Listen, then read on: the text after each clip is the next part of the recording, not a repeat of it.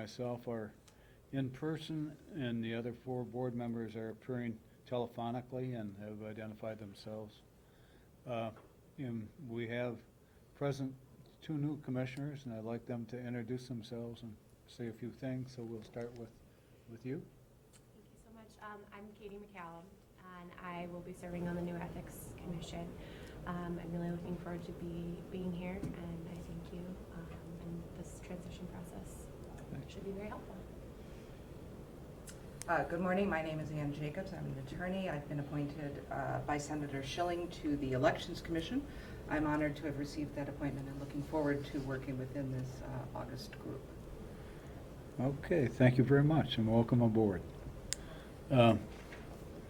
Then, has the appropriate meeting notice been given? Yes, it has, Judge. Okay. Next, we go to the minutes of the prior 3 meetings, December 15th, January 12th, and February 8th. Everybody's received those ahead of time, had a chance to review them. Are there any corrections, additions, or omissions? Just a minute, I have one question, but if someone is ready, go ahead. Go ahead, Judge Frankie. Yeah, I'm looking for a note that I made in one of these, just a moment, but if someone else needs to comment on the minutes, go ahead. Is there a particular set you're looking at, Judge? Well, I think I've got, there were 3, right? 3 sets? Right, yeah. 3 sets, yeah. Maybe it was the close minutes.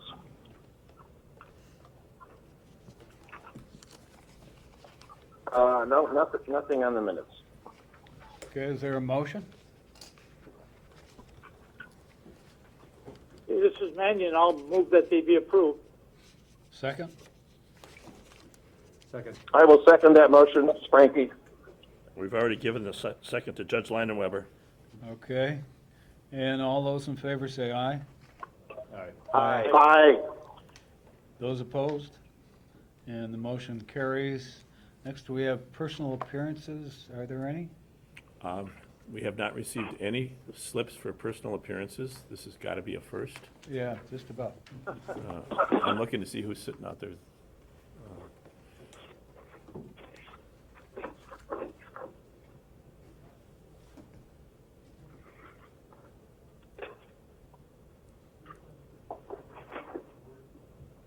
Okay. No? Well, there are no personal appearances, so we'll go to item E, which is a campaign finance administrative rule review. Okay. John, do you want to take front and center? Yep, this is Jonathan Becker. The 2015 Wisconsin Act 117, which is the act that amended campaign finance law, has a non-statutory provision requiring the Government Accountability Board to review all administrative rules currently in effect, promulgated by the board, as well as advisory opinions issued by the board that are affected by the provisions of the act. And the board is to review those and make findings as to those rules and opinions which are inconsistent with the new act. And if it makes such a finding, the rules and advisory opinions are no longer valid. We'll bring advisory opinions to the board at the next meeting. So at this meeting, what we've done is reviewed all administrative rules involving campaign finance, and staff and I have reviewed those, and we're bringing this to the board with our recommendations and a recommended motion which appears on page 43 of your agenda items. The materials, of course, that you've had and that we've given you and that you've had a chance to review contain all the current rules addressing campaign finance, as well as our recommendation as to those rules are inconsistent or consistent and the reason for that. I won't go through it unless any board member would like me to, or if there's any questions on any specific recommendation. Otherwise, staff is recommending that the board adopt the motion on This page is Frankie. 43. Hello? Yes, Judge Frankie? I have a global question, and it is, I want to be sure I have the right language. I don't know if Nate got my email yesterday. I want to confirm that I had the language from the act that was the correct statement of what the Government Accountability Board is supposed to do at this stage. Is Nate there, and can I he am. affirm that? I'm just seeing, I got it this morning at about 7 o'clock. And that does seem to be the rule. John, you have the bill right there, right? I do. John can read directly from it. It's the non-statutory provision that talks about, and I think you copied it correctly into your email, but I just wanted to make sure. 74. Section 74, rule and opinion review. Yeah, you have it correct there. That is directly from the non-statutory provisions from Wisconsin Act, 2015 Wisconsin Act 117. And there is, yeah, go ahead, I'm sorry. My global question, at least on a number of these, would be, I don't want to be hyper-technical, but do we have the authority to make them consistent by changing the statutory references? And if so, what's the argument on that? Is it just sort of common sense or inherent authority? Yeah, so I've talked to Bruce Hosley at the Legislative Reference Bureau, who is is the code editor, I believe, for the administrative code, and he says when they put these non-statutory provisions in that talk about, that deal with transition of agencies and those types of things, generally they try to be pretty flexible as to how you can modify the code to reflect the new statutory provisions, the new naming convention, those types of things. Also, when you have provisions like this that say, these rules are no longer valid or in effect or can't be enforced, it's pretty clear that those should be removed from the code, as you don't want invalid rules out there in the public domain where people can rely on them. So as far as the ones so I think there's three categories: the ones that are clearly inconsistent, ones that we think are consistent that probably don't require any change. There's only a couple of those because of the statutory changes. And there's kind of that middle category where you have ones that are mostly consistent with the exception of the new statutory references. And I think I think there needs to be a further conversation, I think, with Bruce on how we want to address those, whether we need to do some sort of formal letter saying, this is how, that's how we did with the rules that were on the books after the merging of the Elections Board and the Ethics Board, where we basically went back and said, okay, this is what the law said. It says that these rules, if the board doesn't reaffirm them, they're no longer valid. So what they did in that case is we laid out exactly, what the board had passed, what they had approved, what they had not, and based on, a pretty extensive letter detailing which sections were in fact valid and which were approved by the board and which ones were not. The LRB was able to remove those sections. So I think a similar type process would be in order here. Ones that are clearly inconsistent could be removed. Ones that are consistent obviously would stay. And then the ones in the middle ground, I think we would need to do a little more detailed analysis for Bruce and his staff over at LRB to make sure all the appropriate changes and updates are made to the code. Judge Frankie, this is Jonathan again. Part of the motion is to direct staff to take necessary steps to effectuate the board's findings. So our plan would be to communicate with Bruce Hosley, and our anticipation is that when a rule simply needs a change in statutory citation, that they have the authority to do that without making the board go through a whole administrative rulemaking process. And we also think that it's probably likely that they can remove obsolete rules, again, without the board or the future commissions having to go through the whole administrative rulemaking procedure. That's consistent with past practices, Nate mentioned, with the transition from the two former boards to the Government Accountability Board, and it seems to be what has been communicated to us by the person who would handles the code. If we pass the motion as recommended, my understanding is that the basic position of the staff on the question of rules where the only change is that things are all the same, but there's either a new statute or perhaps a new term that needs to be put in. And where that's the case, that we can do that and those are not inconsistent. Is that correct? Yes, that's Yes. our understanding. Does not help Okay. to nod when there's 4 people on Sorry. the phone. Yes.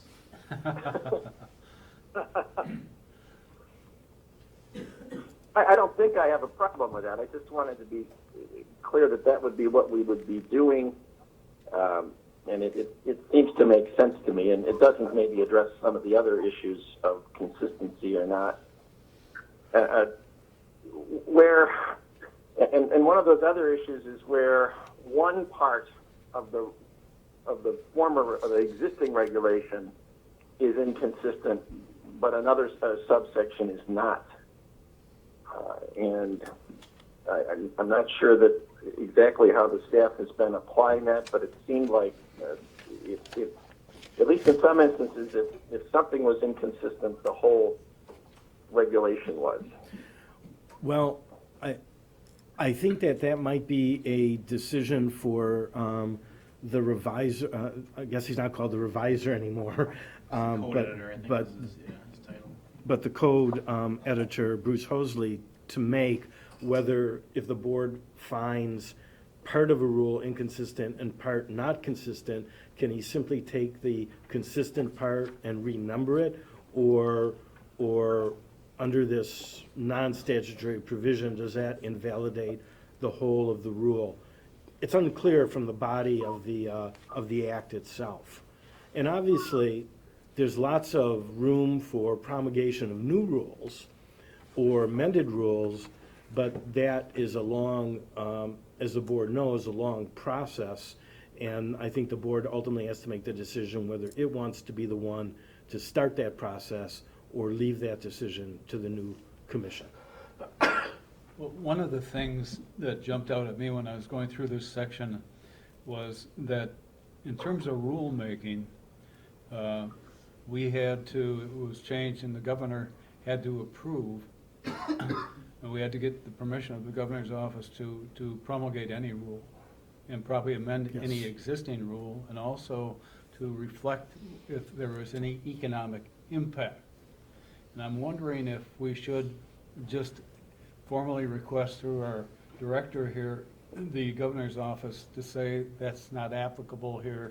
We expect you to do what's set forth in the motion, so that nobody can come back and try to sabotage whatever is promulgated to be in compliance. Well, the governor's counsel, Katie Ignatowski, is the designated, well, has been the designated person on administrative rules, and we can certainly communicate with her and let her know what the board's approach to this and see if there's any objection to this. We were working primarily with the Legislative Reference Bureau. Right.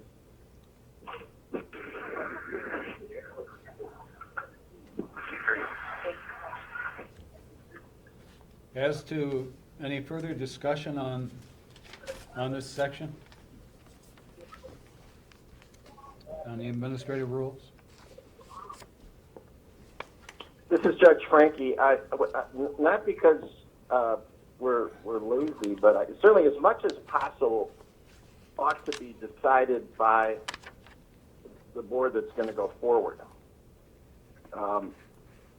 And it's hard to tell whether some of this stuff is going to make a difference in the short run or not. But in terms of the comment before about the new board deciding these things, it certainly seems to be preferable. The motion is asking us to basically endorse all the conclusions in tab E as to whether things are consistent or inconsistent, including things that are obsolete. Well, and I think think, Judge Frankie, clearly this board has an obligation to make that initial pass-through. I think that's what the non-statutory language directs us to do.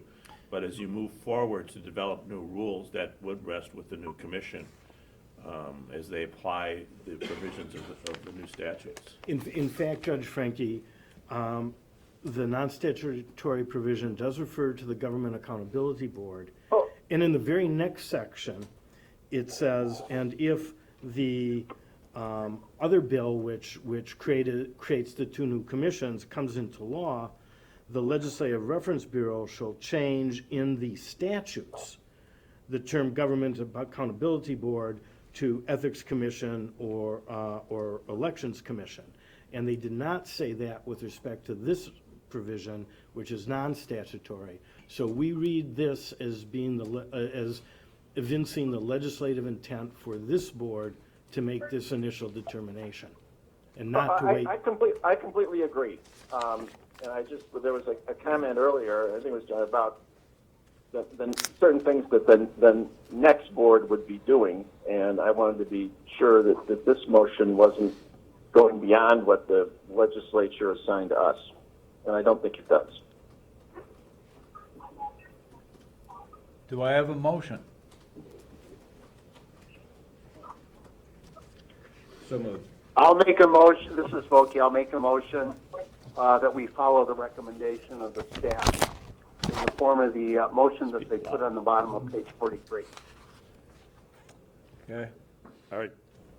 Judge Volkey, we'll let you preempt Judge Lineweber on that, but he's indicated he wants to second it.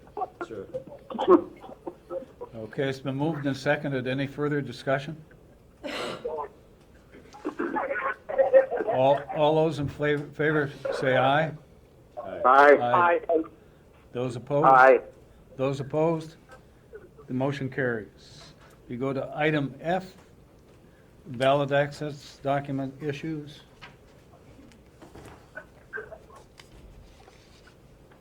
Mike, you? That's me.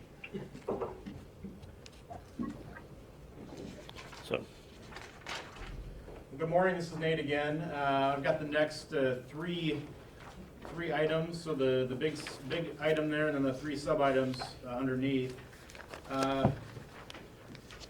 Materials here start on page 73, if you're following along.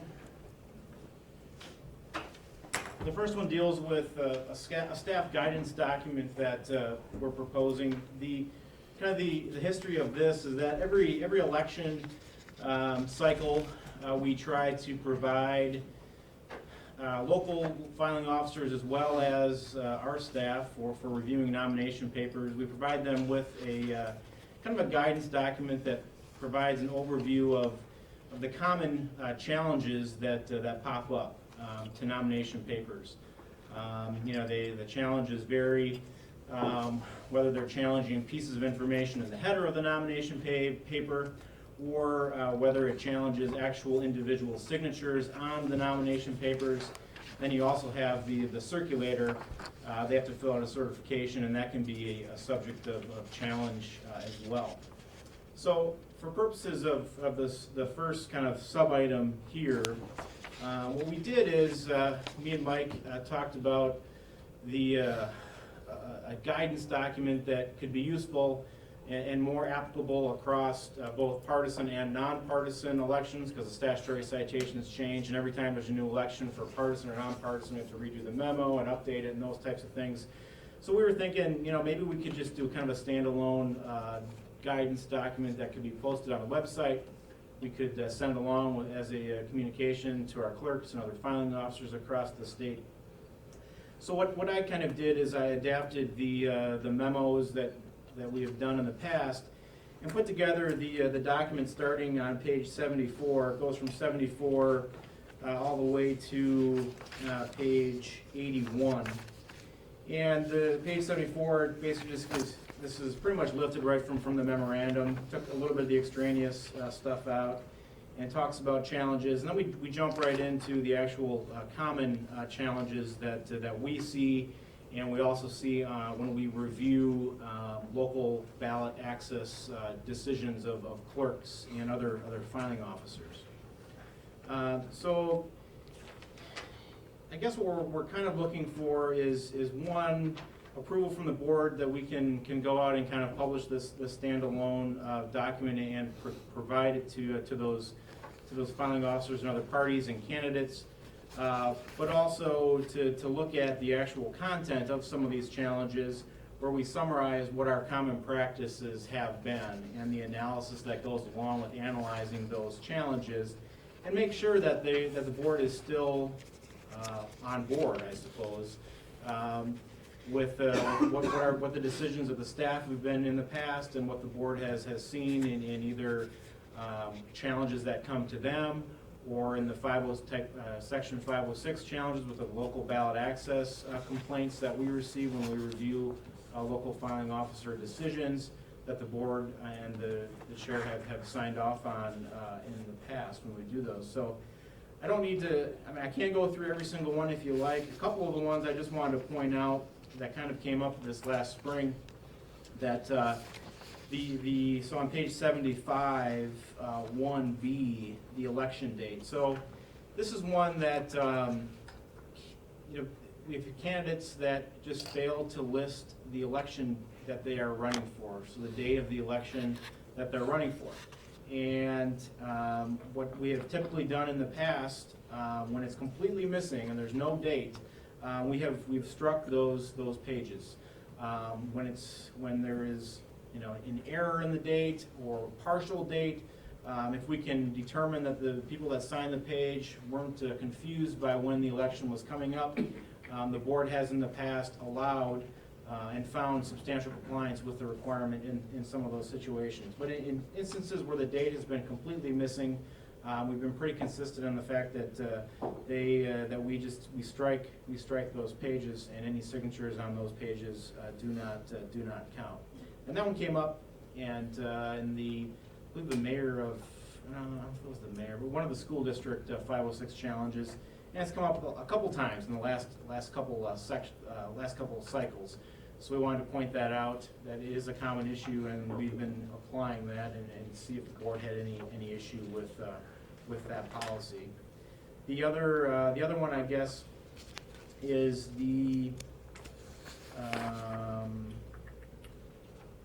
on page 77, I had noted the top of 77. The circulator's address is insufficient because the circulator has not indicated a municipality. And this one came up most recently in the Rocky de la Fuente matter, which we will discuss here in a little bit. But this is the analysis that we use when dealing with when a circulator doesn't provide enough residence information.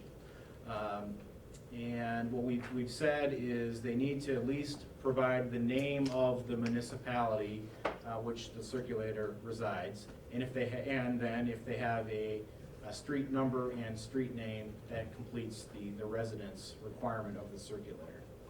In situations where when the city name, so Madison or Milwaukee, is left off by the circulator, we have in the past struck signatures on pages where the residence was not fully complete and couldn't tell by other pieces of information on the nomination paper. And that's something they could have corrected within 3 business days. Absolutely, it is information they could have corrected via affidavit, a circulator affidavit, basically saying, here is my residence. Other than that, the rest of them are pretty straightforward, pretty standard challenges. We hope also this document will alleviate some of the more extraneous or almost frivolous complaints that we get at times, where people know that this information substantially complies.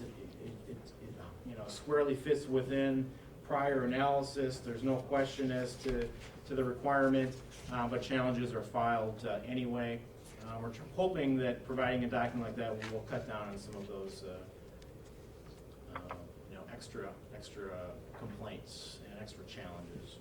And just to reaffirm what Nate's been saying, each of the situations that's presented here is something that has come up in the past, reflects the staff's internal practice, and has been presented to the board in the context of a challenge that was presented over the last 7 years. And the board has, so when Nate says the board has approved this, it means that despite the fact that the staff has applied a practice, someone files a challenge anyway, and the board has upheld those. So we're not introducing anything that the board hasn't ruled on, but we did, as Nate said, want to have a document that might give some people a single point of reference rather than going back through various sets of board minutes to see, well, how did this come up in the past?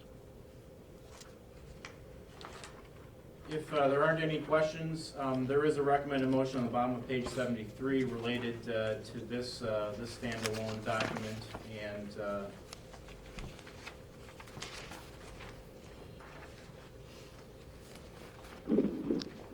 I have, I think you answered one question.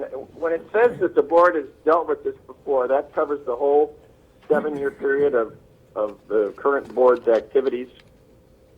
correct. Yeah, I mean, it would be, I don't have specifically which candidate or which, but yes, the board has previously dealt with it and ruled on it either in the form of an order, findings, or informal resolution of a complaint. A lot of these come up in the context of the local ballot access challenges. So a local filing officer makes a decision by either denying or approving someone for the ballot. The challenger typically would then file a complaint, a verified complaint with us, and then we review the local filing officer's decision and decide, one of two things. Did they apply the law correctly, or did they not abuse their discretion in what they did? So in some instances, just because a decision may have been done a little bit differently at the staff level here, if we can determine that, taking into all consideration all the information the local filing officer had, if they didn't abuse their discretion in making a decision, we rule on those and approve sometimes of their decisions. But those are generally the standards, whether they clearly violated, the applicable law or whether they abused their discretion. So that's the context in which many of these come to us. And then we issue findings and an order in most of those cases, basically agreeing with the local filing officer or disagreeing on a variety of the issues that they decided. And we've sent you, we had 5 of those from the spring election, and we sent you the opinions and orders that came out of that. 6, actually. There were 6? Okay. This is Frankie again. Is there language in the beginning or end of the memo indicating that there could be differences in factual circumstances that lead to a different result than what is being put forward in these guidelines, and also that a challenge could be raised that a board could decide differently than it has in the past? In other words, some kind of warning that these are not decisions. This is a reflection of what's been decided in the past, but it's not necessarily reflecting what the decision is going to be on any future issue. We just went through this with the De La Fuente case, and the number of little wrinkles that can arise on these signature issues and date issues and legibility issues is really endless. And I looked through this, and I don't think I have any problem with anything that's in the proposed guidelines, and it appears to reflect things that the board has addressed in the past. But is there disclaimer language in there warning someone that they can't rely on this as some kind of decision? I don't know if it's disclaimer language, Judge, but on page 74, the third paragraph, we kind of go through similar to what you're saying. Talking about the board's past practice and that the board could adopt different analyses and decisions of specific cases. This one, is basically intended to kind of the run-of-the-mill, straightforward challenges and how the board has. There's always, like you said, they're very fact-intensive, and hopefully that paragraph that basically covers your concern. If not, we could certainly add something if you had a suggestion. We could definitely do that if you believe we need to cover it a little bit better. I'm looking at that language. I guess I would ask that there be something a little stronger, not just indicate that the board might decide things differently, but there may be small differences in facts or differences in the factual circumstances may result in a different situation. And so you might have one where the date is one day off, and you might have one where the date is a year off, and it's possible those come out differently. Sure, we can definitely add a couple sentences to that effect. If we do that, Judge, assuming there's a motion, do you want to have that approved by the board chair? And then That would be fine with me. and then shared with board members after it's done? Okay. I just wanted to talk through the logistics before someone made a motion on that. And isn't what we're really talking about here a policy? And a policy can always be amended or changed or even dropped, I suppose. So maybe if we could put some caption there, it's the board policy. I think this is Mike Haas. I think the way we've looked at this has been alluded to. Sometimes either the parties or attorneys that are representing candidates, they're sort of looking for a body of precedent. And we tried to capture this, as Nate said, the substance of this, none of it is new. It's all issues that have come before the board in one way or the other, and has really been a part of a board memo, a staff memo to the board, at the outset of any of these meetings where the board has had to rule on challenges. So the substance hasn't changed. We look at it as a handy way to have a body precedent for both the parties involved and for the board to understand how the board has ruled in the past, so that as Director Kennedy mentioned, they don't have to go searching through all the board minutes. So I just wanted to make clear, we're not saying anything new in this document, but we wanted to revise it so that it was not simply a board memo. It's more useful for the outside world. And as any board member knows who's been through the challenge hearings, we have a very short time window for turning around the challenges, and we are hopeful that candidates and parties will look at this and consider it before filing challenges, which are really pretty well settled law as far as the board's previous precedent. This also tends If you to, label the document a summary of board decisions in the past, something like that, wouldn't that resolve the issue that this is what the board has decided in the past?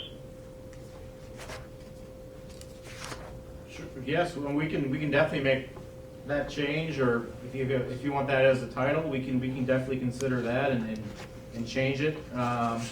Whatever your pleasure is. I think we just kind of stuck with what the heading was of the previous memo, but I think that's a good suggestion. Sure. It's maybe more descriptive. one of the things I was gonna add is that in addition to the attorneys who represent candidates who may be filing papers in front of our board, such as, with the De La Fuente matter that we took up earlier in February, a lot of local council are going to be called in to advise the 1,853 municipal clerks and 72 county clerks when they have these matters. It's not unusual that we're pointing to these kind of things to the municipal attorney or to the county corporation council as they're giving advice to their local election official. And it does give them a good focus.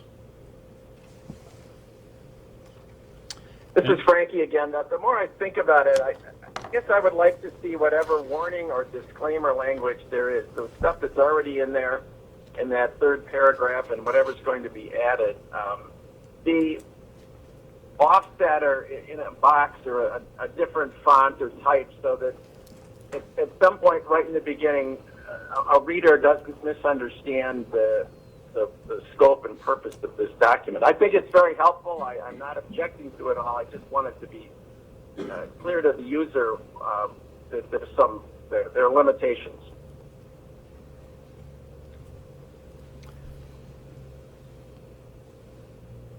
We have a motion which would then be subject to further review by the chair of the additional language which has been requested by the various board members.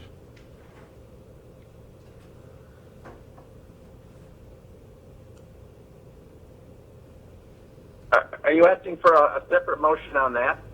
No, I'm asking for the motion which is on 73 with the caveat that additional language will have to be added to approve, To incorporate. the suggestions made by Judge Frankie and others.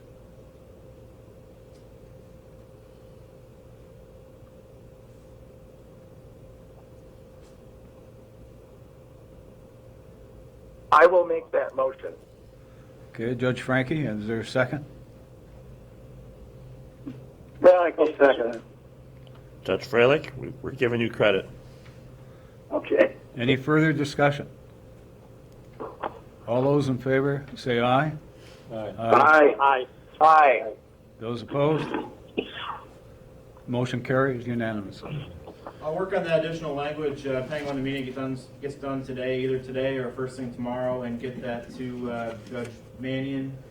And then we will We'll share with board share members. the final product with the full board once that is incorporated and approved. Okay? Okay. Then we got item 2 under this section, which is Yes. on page 82. Second item, thank you, Judge, starts on page 82. This is the more detailed kind of follow-up to the issues that were raised in the Rocky de la Fuente hearing / ballot access decision meeting that we had, the special meeting on February 8th. The board had asked that we come back and re-examine some of the issues that were raised by Mr. de la Fuente's attorney. So the structure of this, just for purposes of going through some of it, pages 82 through 88 is kind of my memo analysis and kind of pulls out the issues that Mr. O'Neill kind of raised in his initial appearance and presentation for Mr. de la Fuente. I included his letter, that's all, follows, and I also included our staff memo, just to put into context, I guess, kind of the issues that were raised and how we ultimately, and how the board ultimately decided that matter. As you know, the board did not specifically decide a number of signatures that were valid based on the language in 812.1c, which there's also an update in my memo. This was drafted before the Supreme Court had acted in the De La Fuente matter, so I can happily say the statutory interpretation that was adopted by the board was affirmed by the Dane County Circuit Court, the Court of Appeals, and the Wisconsin Supreme Court. So I think that's worth mentioning and adding into the memorandum there. As far as the specific issues that Mr. O'Neill had raised, in the analysis that we did starts on page 83, and we can go through each of these, however, or not, if you like. That is up to you. This is just a little bit more detailed analysis, I think, that goes behind what results in that common nomination paper challenge memo. I mean, this is more of the detailed thought process the staff looks at or goes through when making those decisions and issuing those decisions. Some of the more the interesting ones that we can go through, I suppose, unless there are ones that the board members want to go through specifically. I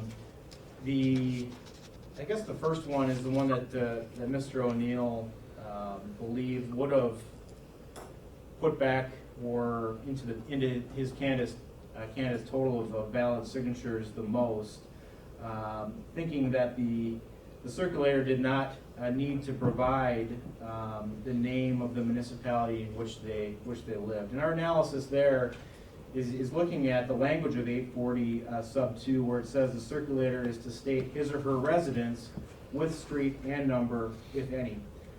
Mr. O'Neill's argument was that, well, you only need to basically list the street and number. There's no requirement that any other additional information is required. And our analysis is, we think there's more than just street and number. It says you need to provide their residents with street and number, if any. And Mr. O'Neill seemed to overlook that key piece of information.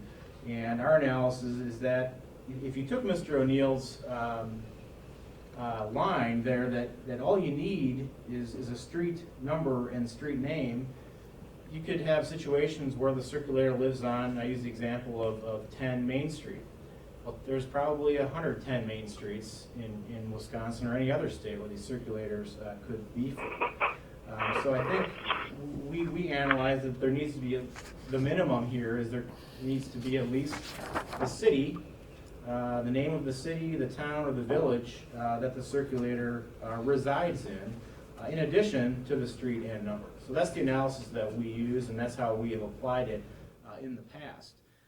Mr. O'Neill obviously doesn't agree with that and believes that you only need the street and number.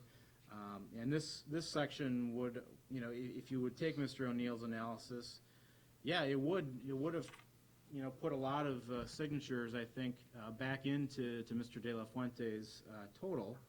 There's no doubt that it would have, but we just don't believe it substantially complied with what the actual requirement is under 840 sub 2. Additionally, as I note there, this is also an error that could be corrected by correcting affidavits, and Mr.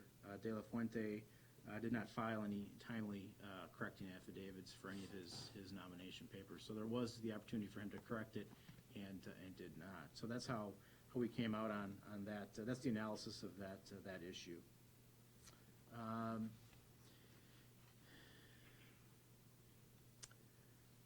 The other, I guess, big issue is the next one on the list there, the erroneous use of 2015 rather than 2016.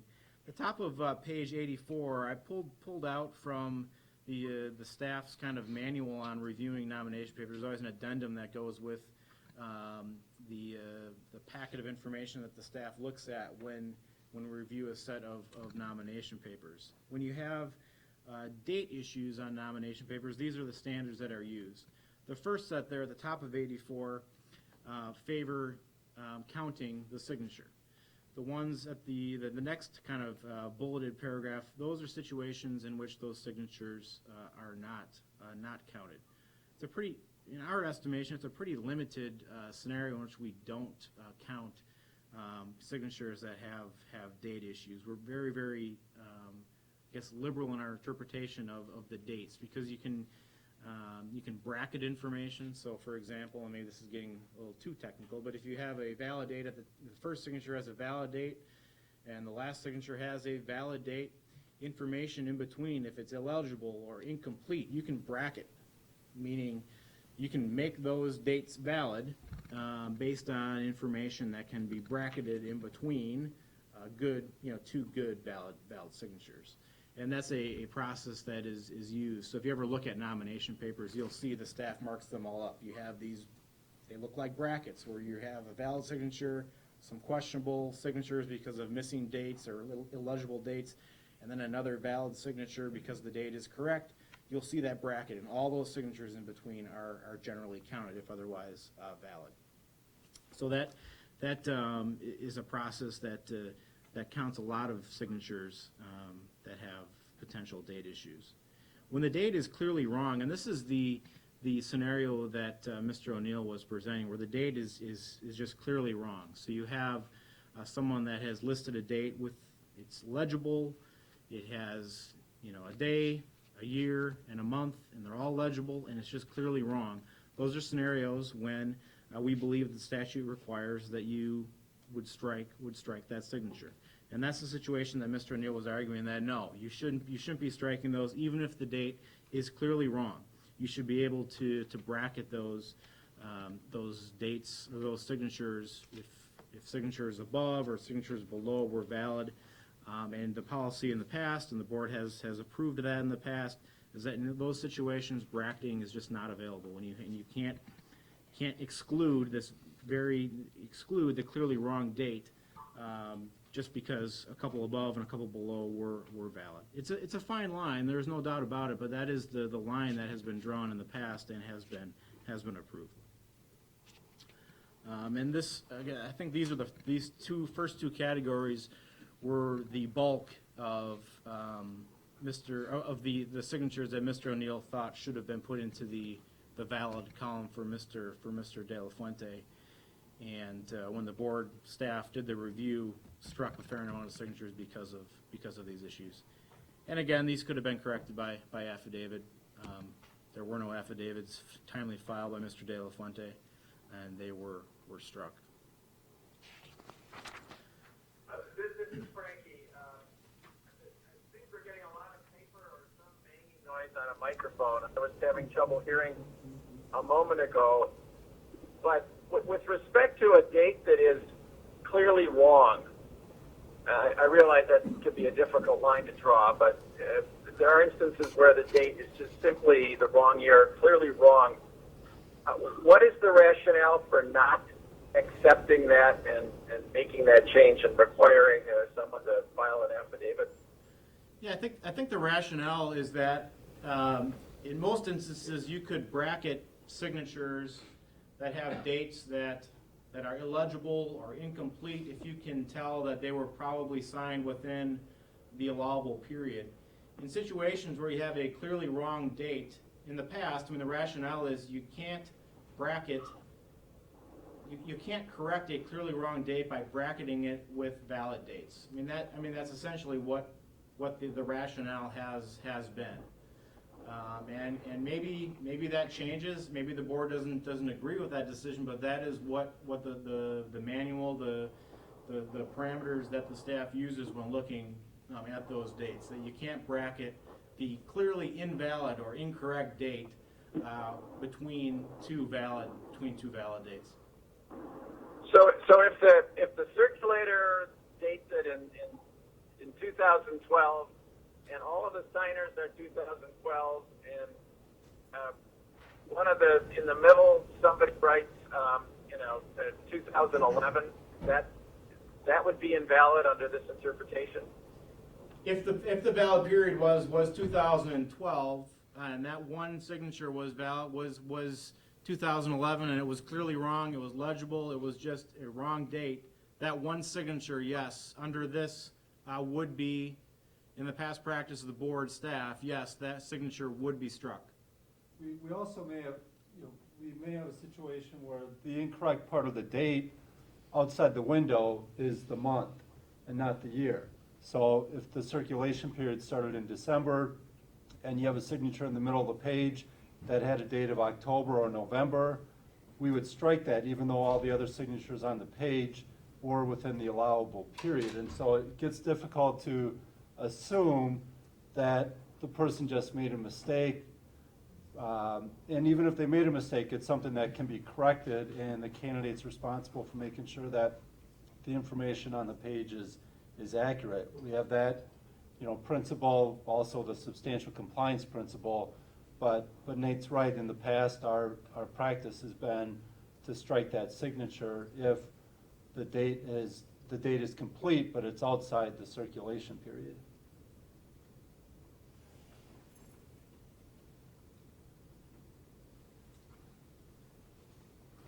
Do any of our new commissioners have any questions about this?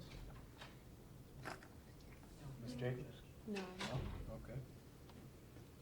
Any further discussion? The recommended action is on the page 88, which is not technically a motion, but an approval, whatever the difference is. But, we aren't going to strike that just because it's different. Judge Lineweber? Yeah, my sense is between the substantial compliance principle and the ability to correct such errors with an affidavit, that's sufficient to avoid any hardship or injustice. Candidates ought to be reviewing these things. They have the means available to correct such errors. And for the board to give more benefit of the doubt of saying, well, can't have been what they meant, I think is going further than the board ought to go. Okay. Just one final piece too, Judge. On page 87 and 88, we talk about the kind of the issue that was before the board, kind of an issue of first impression with, the signatures appearing, pages including electors from more than one congressional district, and what to do with signatures if they kind of crossed over, where you had maybe 6 signatures from one congressional district, 4 signatures from another congressional district.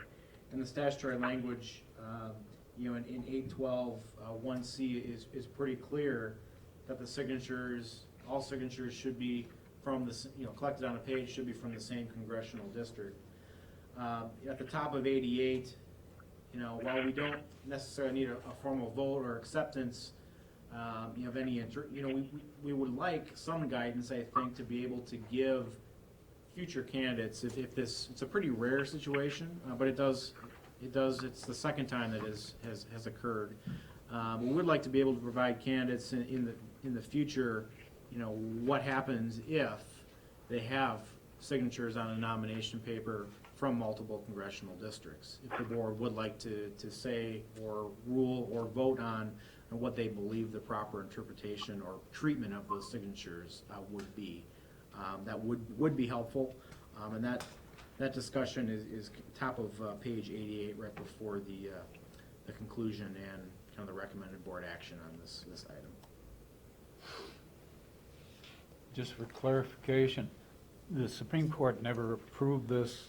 They just refused to hear it. Am I correct? And the Court of Appeals decision stands. They did, you're correct. They ruled on a more limited timeliness type argument. But they did not disagree with the analysis, so I call that a win. Right, we still call it. We can get them. We get few wins, so when We get a lot of wins. What are you talking about? So we're looking for some type of, not motion, but affirmation, I guess, as to the conclusion and recommended board action on page 88. Volke's ready to affirm. Does anybody want to affirm Volke?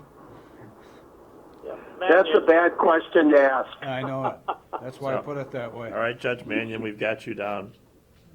Okay. And any further discussion? And all who want to affirm can say aye by affirming. Aye. Aye. And opposed? And the motion carries unanimously. Mike? So I take it from that motion that the board does not want to give the staff at this time any guidance on the congressional district issue that Nate outlined at the end? I mean, They could. That'd be a separate issue. It'd be a separate issue. Sure. In other words, what Nate was asking is whether or not the board wanted to take the formal position that on where the statute requires that all signers on a single sheet of a ballot or an election-related petition, such as the presidential preference ballot access petition, requires signers reside in a particular district on that page, that the board applies that strictly. And we didn't. That's what the Court of Appeals agreed to, wasn't it? They didn't really reach that issue because it really wasn't before them as to the, number of signatures. I mean, they basically ruled on the number. They agreed that there needed to be between 1,000 and 15 from each of the districts. They did not really rule on how to treat situations where there was cross-pollination or whatever of the congressional districts on a single page. Because that issue just wasn't really before them. It never got to that point. Yeah, with De La Fuente, he had 2 or 3 districts where he didn't even have 1,000 signatures. That's correct. Anyway, whether you added them up on every single page or whether they were on a single page. So he wasn't going to make it. And they thought it was important you had to have that geographic diversity. This is Frankie. I think the statute is clear on this, and giving all due respect to an effort to follow the will of the electorate under the general guidance statute. I think the answer to this one is pretty clear. But is there a reason why giving guidance on this specific separate page congressional district issue is important or helpful at this point?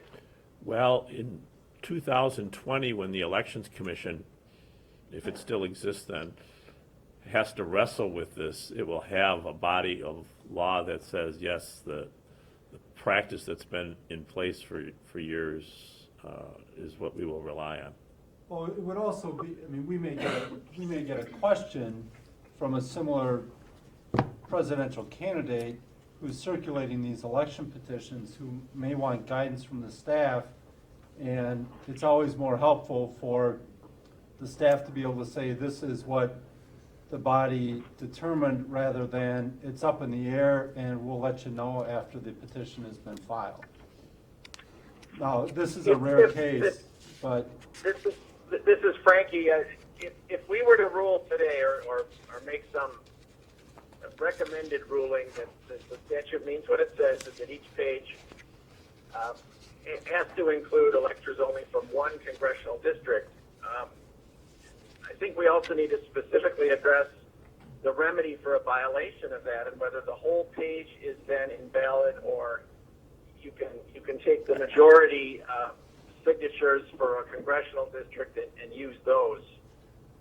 Right, because in addition, that would also help the staff so that the staff does not have to review the petition under 4 or 5 scenarios as we did this time, because we were not sure what the interpretation was going to be.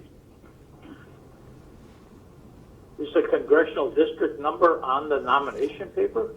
Yeah, that added another wrinkle. Sometimes they would say District 6, and none of the signatures were in District 6, but a majority were in District 7, but a handful were in District 3. And so we had 3 different approaches, that none of them counted. They counted for each of the districts, or they only counted for the majority district, as you recall. May I ask a question? Sure. Would it be within the discretion of the candidate to elect for which district that nominating paper is submitted and essentially strike the others? If he strikes them before it's filed, we don't count, you know. Well, after the issue is raised, because it's not uncommon for people to not know their congressional districts, certainly.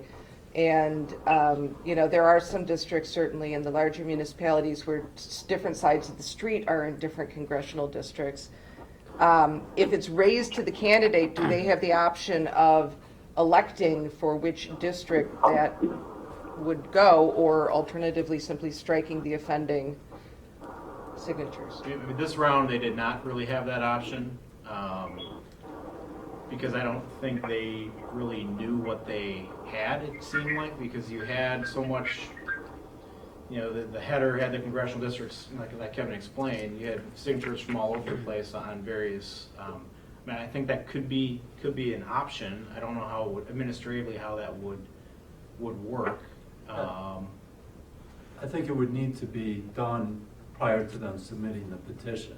And we have 10 days essentially to review the petition, and it's probably not practical for the staff to go back to the candidate and say, and this candidate needed at least 8,000 signatures, and over 950 petition pages.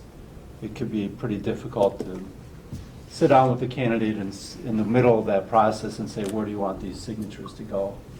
And of course, the candidate didn't even bother to copy the papers before he turned them in. Yeah, that was one of the problems.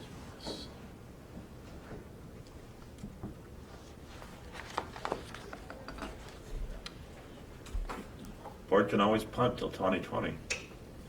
This could also be an issue that we could raise with the new elections commission as well too. We won't have another one of these for a while. So if the board doesn't want to go get on record as what their belief is, I think that is probably okay as well if they don't feel like they want to act on it. But it was one of those that would be nice if we had some guidance, if you were willing to or wanted to provide it. If not, it's okay. This is Frankie. I'm certainly willing to move or support a motion to require that, to impose the single page requirement to be clear in the statute. But it really doesn't help much unless the remedy is addressed. and I don't sense that this people favor throwing the entire page out. So, is there a way we could, staff have a recommended remedy, or could we formulate some language, maybe vote on it later in the meeting when we've reviewed it? Or is there a proposal now that's got majority support? Well, I think the staff had a recommendation for the De La Fuente petition.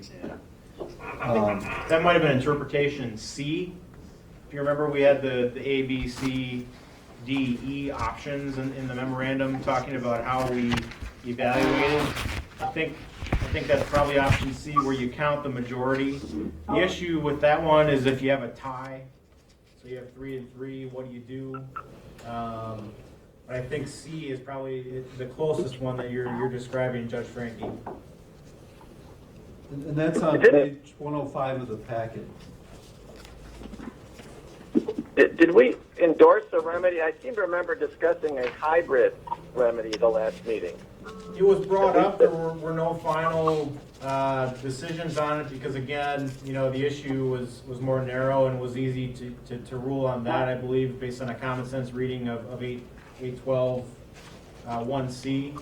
But there was some discussion. I do recall, a more lenient standard being talked about. I think C is kind of what you had discussed, Judge Frankie, with, I believe Jonathan was chiming in as well too on the C option.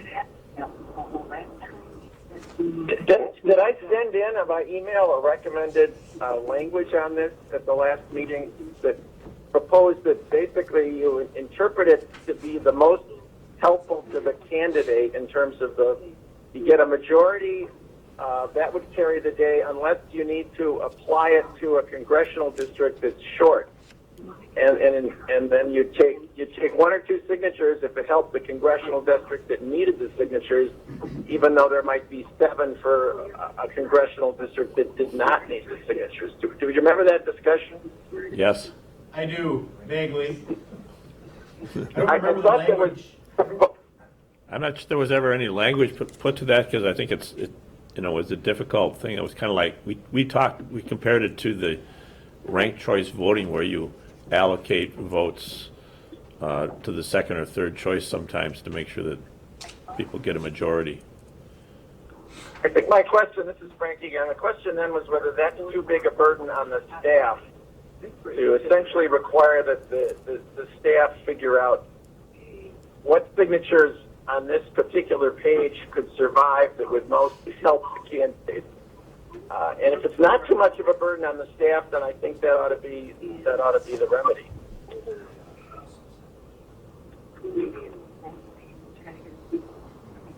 Well, I'm not sure the staff would agree it's not a burden. I think it would be, I don't think it'd be preferable to do it that way. I think there would be some administrative hurdles. I think you would still have to do what we did here, even if you didn't have 5 different ways of analyzing it. You'd still have to put together some sort of spreadsheet or document indicating, where the signatures are from, and have to do some formulas within our Excel documents to decide, which signatures should go where under that interpretation. The other option too, Mike had just brought to my attention, is part of the motion, I think, with the De La Fuente matter was to bring this issue, I think, to the legislature's attention as well. And if we can't decide on which interpretation we think is the best or most manageable, either administratively or just common sense, or leaning towards helping the candidate in the most possible best way, I think bringing it to the attention to the legislature in some form of maybe a letter or part of a legislative agenda, or however you'd like to do it, we could go that route as well too. So that's just another option I think that's out there.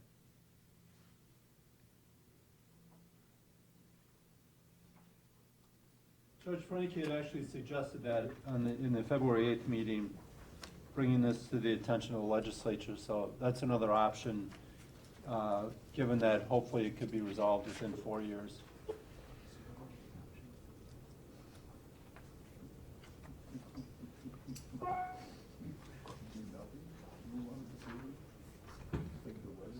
What's the pleasure of the board?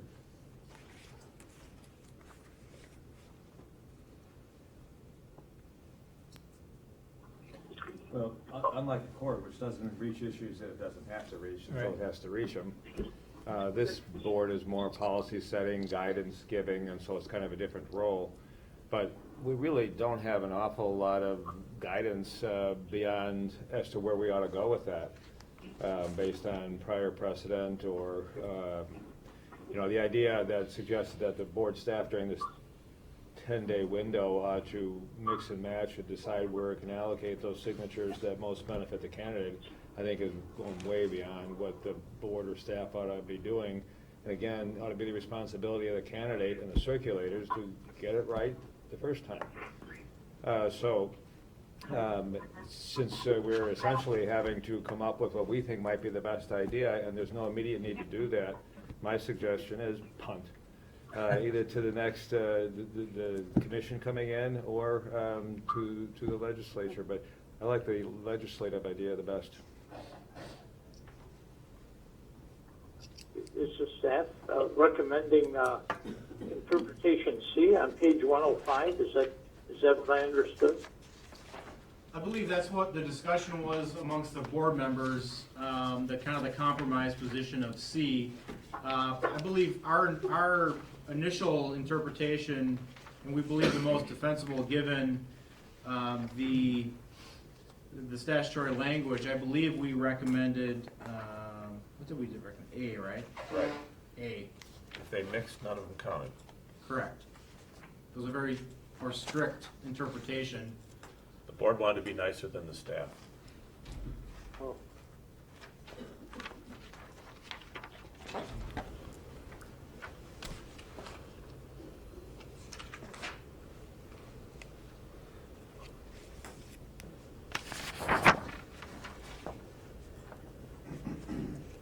So is the suggestion that because of the complications that we're referring this back to the legislature to clarify the statute, or? That's what Judge Lineweber suggested, and that was part of what Judge Frankie raised last time. Yeah. Okay, I'll so move. Second? Second. Judge Lineweber will second Judge Mannion's motion to refer to the legislature. Any further discussion? All those in favor say aye. Aye. Opposed? Motion carries. And we go on to the next item, which is an oral report on election administration. No, there's item 3. One last one, this, Oh, there are three, you're right. yeah, sorry. This will hopefully be the quickest one. I know I'm rambling a little, I apologize. Diane's hoping it's the quickest one. These are so to try and head off some of the issues that we've been seeing, we thought, well, maybe we could look at our forms and see if there's something that we could do to potentially, assist candidates to make sure we get the correct information, to make sure that candidates, know what we believe based on past precedent is a required field, at least in the header of the nomination papers. Because that's a pretty fatal issue. If you have a required piece of information in the header, you can't correct that via affidavit after the fact, because that information is what the signers saw when they were, deciding whether to sign your paper or not. So the header issue always comes up, and we looked at it. I worked with Diane and David and Mike to come up with a potential, draft revision to the nomination paper, form that we provide to local candidates. Page 114 is the current, and we just use one of them. They're all the same as far as the language. We just use the 169, which is the nomination paper for a nonpartisan office. 114 is the current, and 115 is the proposed revisions. And you'll see, The whole punch, right? unfortunately, some of the hole punches make it a little more difficult to see some of the changes, but most notably, we looked at making sure that we obtain, if they have a residential address and a mailing address, that we obtain both of those. Because we believe the statute requires both of those if they're not the same. So if they, you know, if you don't have a separate mailing address, we need to make sure they have the residential address, so electors that are signing papers, in situations where they have to live within the district, they know they live within the district, they know where they live, they know who they are, and so we make some changes to the residential address box. P.O. Box is an issue that came up in one of the local ballot access challenges this past spring. So we wanted to be sure that people don't list a P.O. Box for the residential address. You can't, the famous line is you can't live in a P.O. Box. You have to, you know, if you have a residential address, you need to provide the street number, the name of the street, and or the road. And then the mailing address, we changed a little bit there to make it clear that if it's different from your residential address, you need to provide also your mailing address. The other minor changes is including the required piece of, you know, the required notation for those pieces of information that we believe are required, and if they weren't there, would be potentially, in most cases, fatal to the nomination paper in its entirety if that information is left blank and is then circulated with that blank information. Let me just point out two things that the statute requires with respect to address. There are two separate provisions. One, that they list their resident address, including street and number if any, and list their mailing address. Two separate provisions. That's why we run into these difficulties. May I follow up on that? Sure. I note in looking at the form, which I think is definitely an improvement, one small change I would make, only because I've seen so many of these forms go awry, is where it says residential address, that it really should say candidate's residential address, and name and municipality of candidate for voting purposes, candidate's mailing address. We all know that that's sort of obvious, but clearly it isn't because people get it wrong so often. So I would simply recommend that those boxes be clarified even further as long as we're going to make those changes, or actually, I'm not part of the we yet. The group But is you going get- you get to make the input. make those changes, that we make it as absolutely clarifying as possible in that regard. Good idea. The easier it is for people to understand, the better. And this is Jonathan, and I know that the Elections Division loves it when I chime in on their materials. But in the old days, when I was on the county board, the issue that always confused me and others is date of election, and is it the primary, or the general, or either? And maybe want to spell out what is permissible or preferred. Only the Dane County board members had a problem with that. Responding to, yeah, good. Oh, sure. There's also instructions too that kind of go with each box as well too, so that assists, but not everyone reads the instructions. They want me to point that out. I think the candidate, adding candidate, I think there's no issue with that. That is definitely a good change. I don't know if we necessarily see it at the state level very often, that's been super confusing. Maybe at the local level it is more confusing by providing someone else's address, or the circulator puts their information, or whatever goes there. So adding candidates to a couple of those boxes, that's certainly makes sense. Mike wanted me to point out that the punch hole, at least on mine, goes through the residential address box there. It does say no P.O. box addresses. That's where the punch hole is. So that's one of the additions that we made. And with respect to Jonathan's, the statute has always been applied for either, because it's an or in the statute for the date. we give them So that's one of, and I think that's covered in the guidance in the past. So we've let people put the primary date or the election date. Yeah. So, yes.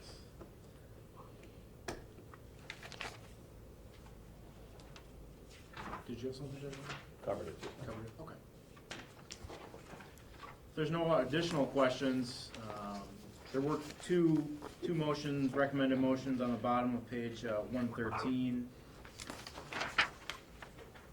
which essentially approved the revisions, which would then be applied to the other three forms. They're the same, it's just the heading would change, nonpartisan or partisan, but the forms are the same.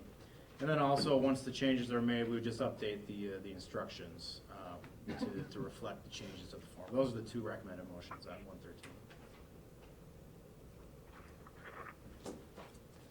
Do I have a motion?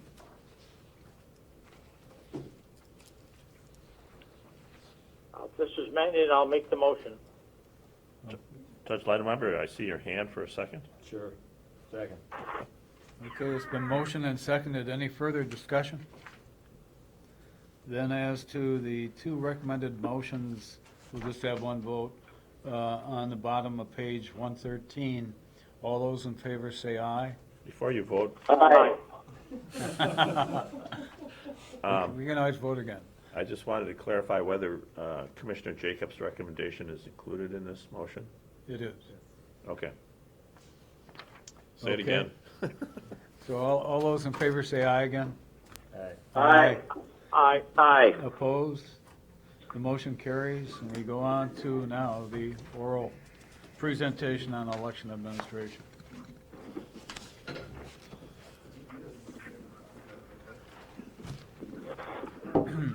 This is just a flavor of what the June 1st meeting will be like, as you're reviewing nomination paper challenges. Our June 10th meeting. Good morning. I'm Ross Hunt. I'm the election supervisor for the elections division. I'm here to provide a brief overview of the SVRS modernization project, which we call WISVOTE, which went live on January 11th. And I know that a lot of the board members on the call, we are familiar with this system and this project, but for the benefit of all involved, I'll just give some background information on how we got to WISVOTE, and hopefully that helps frames where we went and where we're going.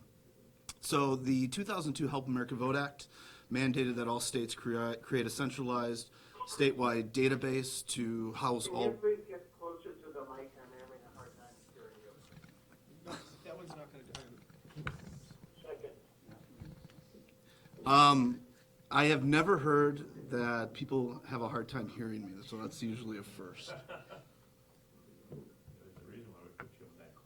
Uh-huh. This is Frankie. I'm hearing Jonathan clearly, but then certain words are disappearing. I don't know what's causing that. Well, it's all due to where the telephone microphones are placed. So John had a microphone right in front of him. And now you should be able to hear me better because I have one of the microphones now right in front of me. Can you hear me? Sounds good. Okay, great. So I was just going to give a brief update on the WISVOTE project, the statewide voter registration modernization project that the staff has been working on for the last 2.5 years. You may recall, I believe at our October meeting, the board did approve, or I think that might have been September, sometime this past fall, the board approved us purchasing the necessary licenses to deploy the WISVOTE project.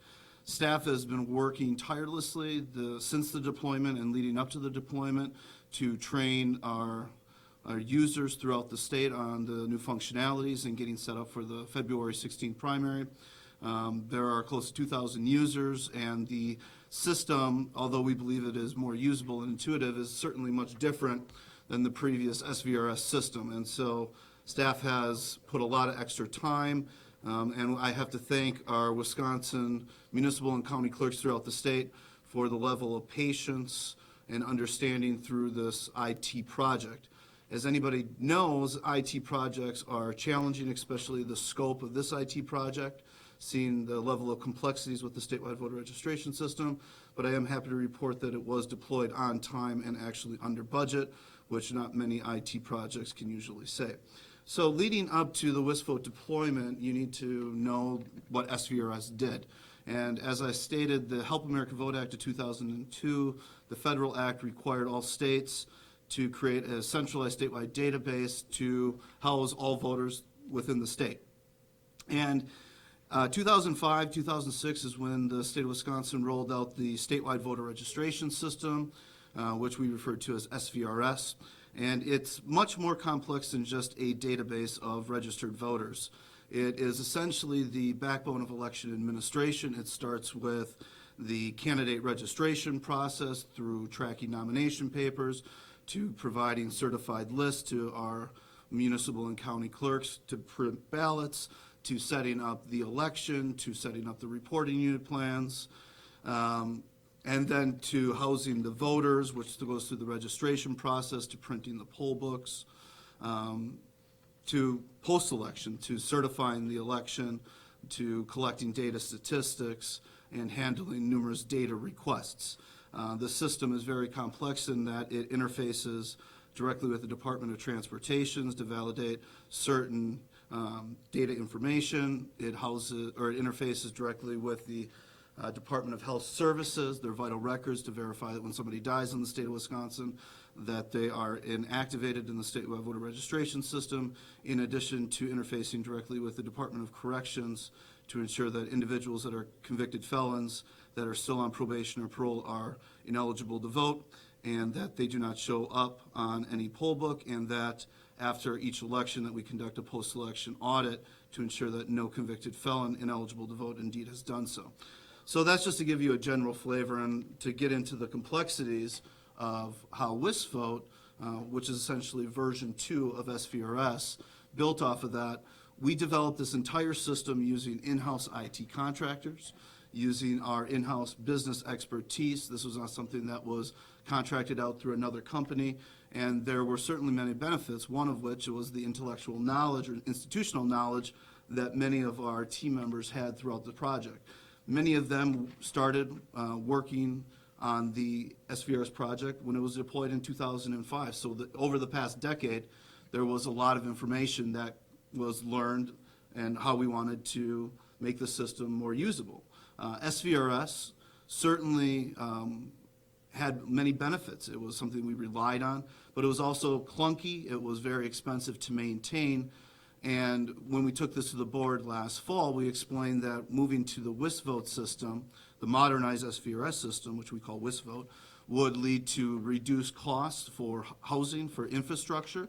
It would lead to reduced training costs. And it would lead to the system being more usable and intuitive, which is essentially easier for our IT folks to make any changes. And we've actually seen all of those benefits pan out in the last 2 months since we went live with the new WisVote system. We've had approximately 60 different new users that have taken an online certification program that takes about 8 hours to complete, whereas the traditional in-person took between 2, most likely 3 full days. So we were able to reduce, the training requirements while still providing the same level of information in a much shorter time frame. The infrastructure, because we're using much less and much more updated servers, we're using less. And so our housing infrastructure costs are going down. But one of the main benefits that we've been seeing is the level of flexibility that the system provides for making any change. With SVRS, anytime we made a change, we would have to do so much regression testing because we were concerned that it potentially impacted some other area. With WisVote, we can make changes on the fly, and we've done that throughout.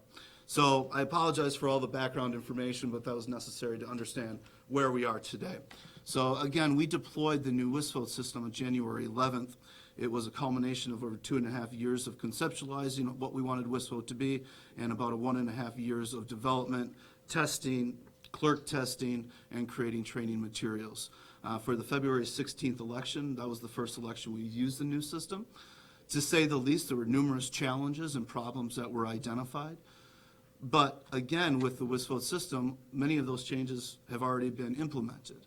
And clerks throughout the state are starting to sing the praises of WisVote, starting to see the benefit that in the last month and a half that we've been able to already make changes and seeing that this system will be sustainable. So there's a lot of benefits and a lot of things to be positive about. It's taken a ton of energy, time, and commitment from our team from a perspective that we're dealing with usually 20 to 30 people. Many other agencies have hundreds of people involved in a large IT project such as this. And the fact that we were able to do this and deliver it on time and under budget and provide clerks throughout the state with a system that will be sustainable is pretty remarkable. So I do want to thank all our staff involved because it was certainly a very impressive effort by them. So we are now getting ready for the April spring election. We had to make some unique changes because of the April election and the presidential preference, seen as though we had to essentially have the presidential preference ballot out by state law 47 days before the election, which was 2 days after the February primary. So we had to create a new tracking system within WISFO to track the absentee ballot, because essentially we'll have 2 separate ballots that have to get tracked for our military and permanent overseas voters to meet that federal and state mandate, which is 47 days for state, 45 days for federal. So clerks, now that we have the certification done, will be able to send out the official ballot, but they could not have done that because we were still going through the certification process for the state candidates. We will be providing a more detailed report in April, but we just really didn't have the time to put everything together with everything that was going on leading up to the April election preparations and then closing out the February primary. I apologize for the lengthy report, but I'm happy to answer any questions that you may have at this point. The big difference is you're gonna document it in April and writing. Yeah, I'll just go through what I just said and get a transcript and Okay. What were the major changes that you've made as a result of the February election? It really was from start to finish. So a lot of the changes that were made were just pretty minor bugs. For example, when we started out, clerks were looking to print absentee ballot labels, which they have a 2x5 sheet label. Some of that was getting cut off. So we had to make some changes to that. There were some buggy things with recording voter participation, depending on if voters moved within jurisdictions that we had to update. We've put out 3 different communications, and in each communication there's probably close to 20 to 30 different changes. So a lot of them were very detailed, specific. Nothing was so egregious that, you know, it was really alarming. It was just a lot of bug tweaky kind of fixes. I think we should also point out, we always talk about in the voting process, the most complicated procedures are in the absentee voting process. There's more steps for voters, there's more steps for the clerks and election officials, and that sort of translates into the IT infrastructure. And so there are more things that could go wrong in tracking absentee ballots, and I think we had some issues that came up with the ability to issue absentee ballots and process absentee ballots that came up when we first launched WISVote. And as Ross alluded to, one of the really great things that we've seen come to reality is that when some of these types of issues would come up in the previous SVRS system, it would just take us much longer to resolve them. And we had some situations come up when WISVote was first launched, and we immediately knew. Clerks called us. There was a little bit of panic. This is the new system. How's it going to work?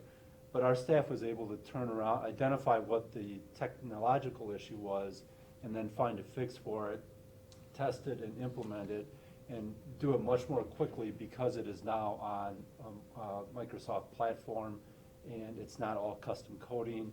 And I think now over time the clerks are starting to gain that confidence that when they're able to identify an issue, we're able to diagnose it and fix it much more quickly. Any questions? There's no action. There's no action. This is just a No, status update. this was such a big thing, we wanted to make sure that you were kept in the loop on this, but it was so big we couldn't put it in writing. Not yet, but we Yeah, will. but for we April. will. No, but that was, we just knew that this was important to keep everybody in the loop on. And given our experiences with the state's personnel management system, we sit there and smile how well we're doing compared to the foibles we have, as you'll find out when you get paid, or not get paid. Okay. Thank you very much. Okay. I think we're halfway through the morning. Why don't we take about a 10-minute break? Get up. It's healthy for. Okay, I'm gonna leave the phone line open. If you drop off, any of the 4 board members, call back in. We're talking 10:45.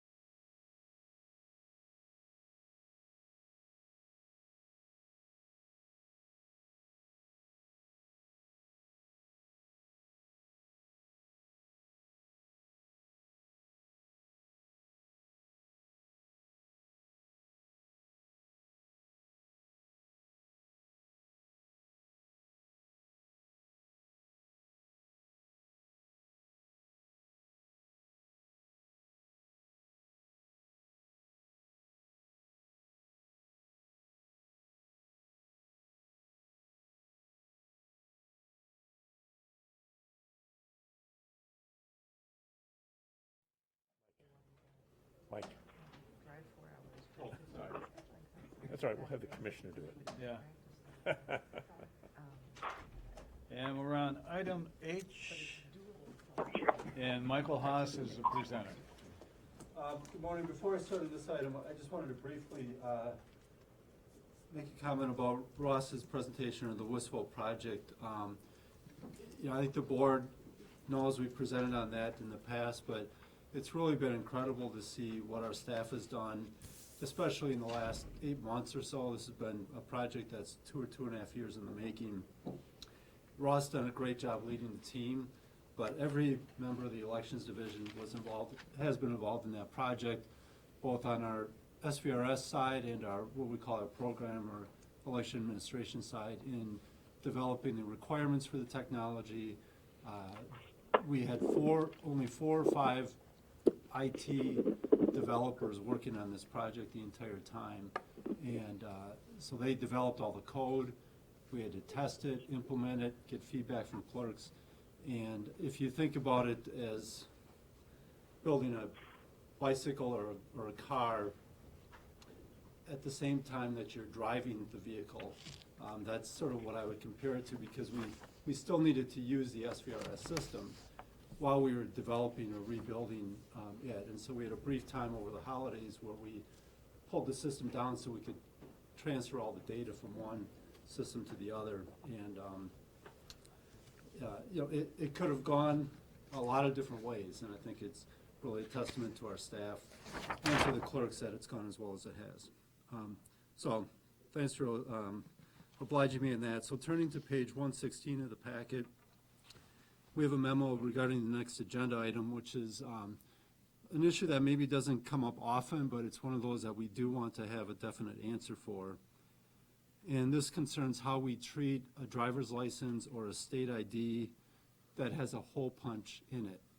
And the official reason it may have a hole punch in it would be because the DMV, either Wisconsin DMV or another state, has put punched a hole in the product in order to designate that there is a substitute product or a replacement product, and that it is no longer valid, at least valid for driving purposes. I think often the hole punch is may be made through the expiration date, but that's not always the case. And we had a situation at the February primary where an individual was in college in another state, still a Wisconsin resident, and intended to vote in Wisconsin. He had his Wisconsin driver's license that he had turned in to the other state because he wanted to have driver's license from that state. So they put a hole punch in his Wisconsin driver's license. It still had an expiration date that would make it valid for photo ID purposes. And we were called by the municipality to ask how to treat that. And so that really required us to do a little bit of analysis that we've set out here. And in short, what we've determined or are recommending to the board is that if there is such a product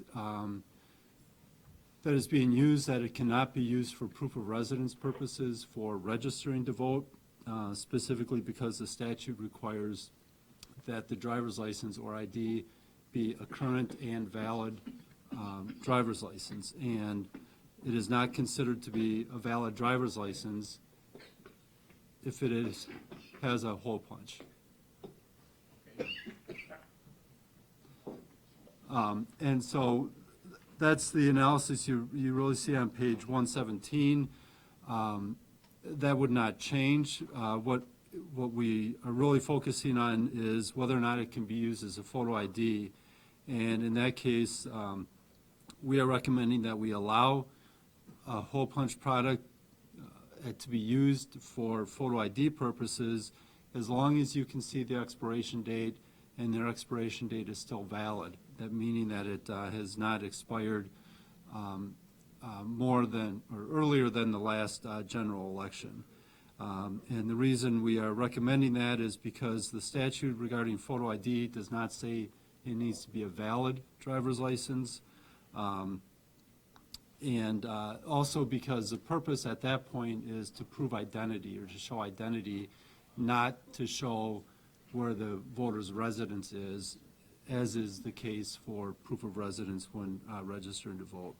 So we have a recommended motion on the bottom of page 118, asking the board to consider that analysis and to provide its guidance to the staff. Any questions of Mr. Haas?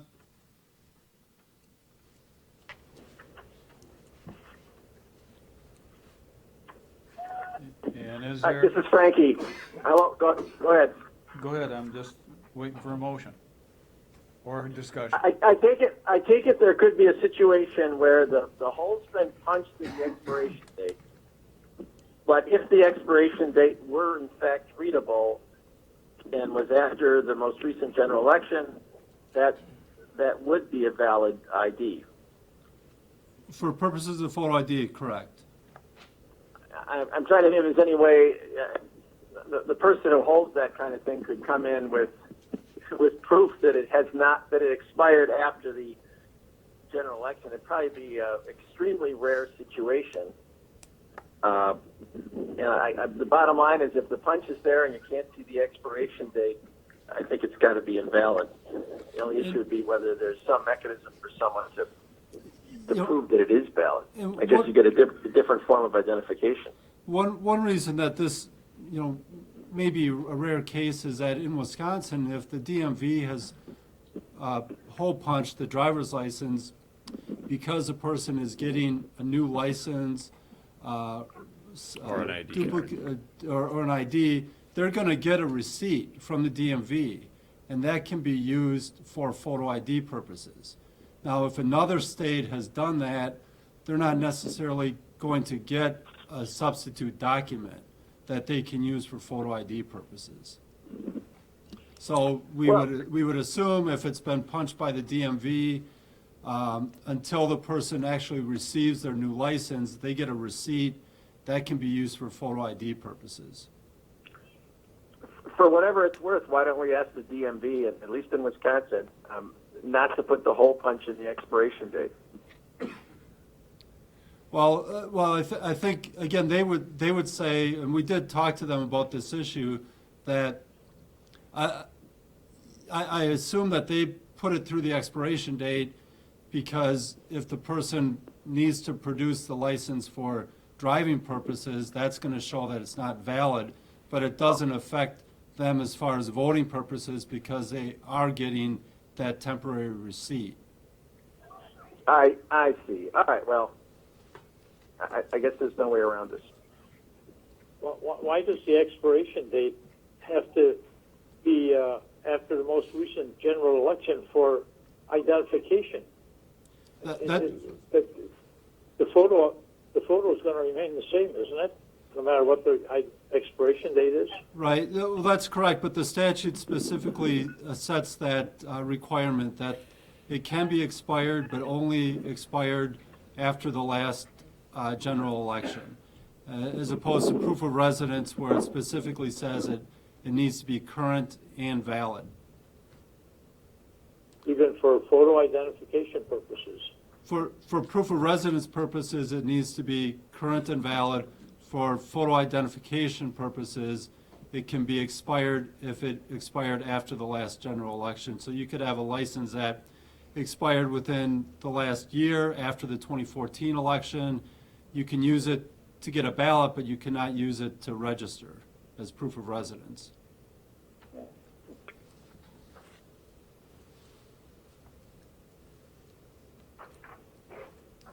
Okay, I'll move approval of the motion. Mannion. Second. Frankie will second if it hasn't been seconded. Okay, You got it. further discussion? Hold it back for a while. All those in favor say aye. Aye. Opposed? Aye. Motion passes unanimously. Thank you. We go to page 119, the HAVA report.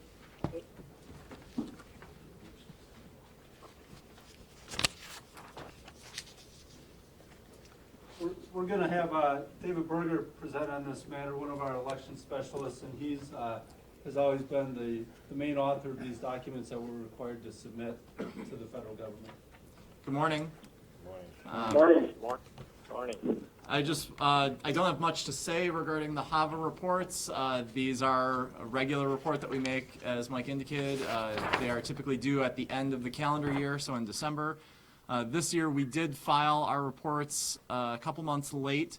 We did run that by the United States Election Assistance Commission. They did give us an extension of the period to file, and that was due to the inability to create the financial report that accompanies the narrative. You can see both parts of the report are in your materials. And that was simply because of the departure of our previous accountant with the agency, and so we had individuals in our administrative section trying to pull together the financial documents who had not been previously involved in that process and were unfamiliar with how to pull those reports together.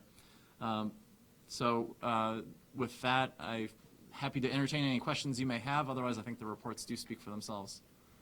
And there's no action required. Thank you, Mike. So there are two reports in your materials. One is for what's HAVA Section 101 funds, and the other is for HAVA 251 funds. Those funds can normally be used for different purposes. However, now that Wisconsin is compliant with Title III of HAVA, those funds are more or less interchangeable. But we still track them separately.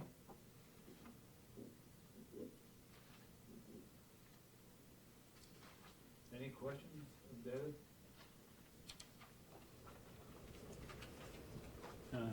Good, thank you very much. Good report.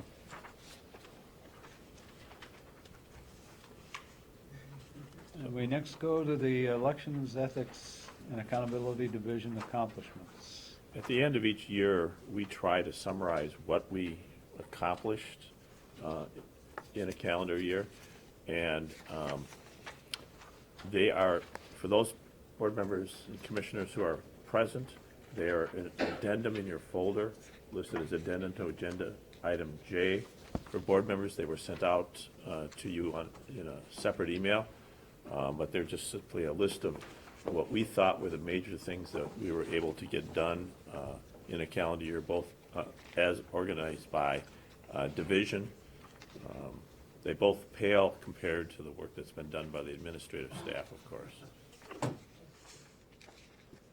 I think the delay was mostly on the elections division side, as we had so much to write, and sometimes you can say more with less, but I would just note the elections division report is 14 pages, 13 pages. Not that there's a competition right now. So if the board members had any questions about that, again, I think it gives you a good picture of what can get done when there's not a regularly scheduled election, which is what 2015 was. But there was an awful lot of legislative activity and a lot of project work, as you know. Okay. Do any of the board members have any questions for Kevin or Mike Haas concerning the addendum to agenda J, item J? Or John. Or John, too, that's correct.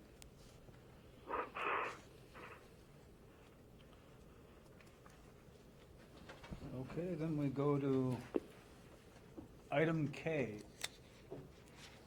which is a request for approval of a contract. Thank you. This is Ross Hine again, and on page 150 of your materials, you'll see a memo from Director Kennedy that I prepared requesting approval to essentially extend an IT contract for the lone IT developer on the Ethics and Accountability Division. And so this is a position that provides more or less the loan support from an IT perspective for numerous Ethics and Accountability Division IT applications, specifically for maintenance and modernization of the ION lobbying website, the Legislative Liaison application, and the Campaign Finance Information System. Staff is required to seek board approval for any statewide contract over $100,000, which was approved at the January 12, 2016 meeting. Funding for this position has been budgeted and secured. Contracted IT positions can be terminated by the agency at any point, and staff is required to seek reauthorization every year at the beginning of the fiscal year. So every year, staff will present to the board requesting what's called continued appropriations, and that will be done prior to July 1st, which is the beginning of the new fiscal year. To say the least, this position is critical for the Ethics and Accountability Division to ensure that they are able to continue to maintain and modernize the numerous applications. And I'm sure John, Division Administrator Becker, could certainly get into more detail about the critical need to make sure that this position has been approved to move forward. Again, I just want to stress that this position has been budgeted, and this would be for a continuation of an individual who already is in this position. On page 151, there is a recommended motion, and with that, I'm happy to entertain any questions. And John, feel free to add anything that I may have missed. No, I just want to reiterate that it is a critical position. We are so dependent on information technology. Everyone who files information with us, whether it's lobbyists, principals, state officials, it's all electronic. Not quite for state officials yet, but we're getting there. But campaign finance is all electronic. And as any of you who are familiar with or experienced with web-based applications, there's always upgrading and tweaking and bug fixing, which is a continual process. But in addition to that, there's always room for improvement, making things more useful, both for staff as well as the public. And so it's a full-time job for our IT developer. She's done a great job over the years.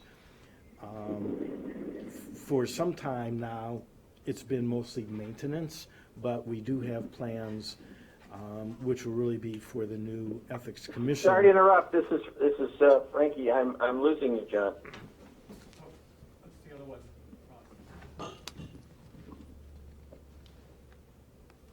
Sorry, there was change of microphone. So, but the one plan that we do have that we're hopeful that the Ethics Commission will follow through on is to have electronic filing of statements of economic interest for all state officials. And I got some informal approval some time ago from the speaker to go to that. And I see that as a major project going forward. Right now, our developer is very busy helping with the changes to the campaign finance information system necessitated by the amendments to campaign finance law.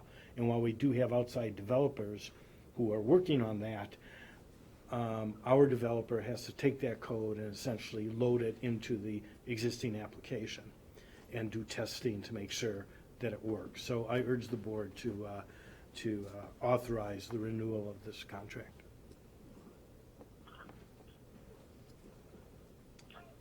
This is Frankie. This is essentially the same kind of work that has been done for the preceding 3-year contract? Yes. What was the cost of the preceding 3-year contract? Same. Yes, the same. It's the rate that the contractor gets is set by the Department of Administration depending on their classification. I don't know what the hourly rate is here. I think that is $75 an hour. So it's $75 an hour for this particular classification. And that's negotiated by the Department of Administration's IT services people, and we interview the contractors and make a choice off of the people that are available. And it's a contract service so that there are no benefits in addition to the to that hourly rate.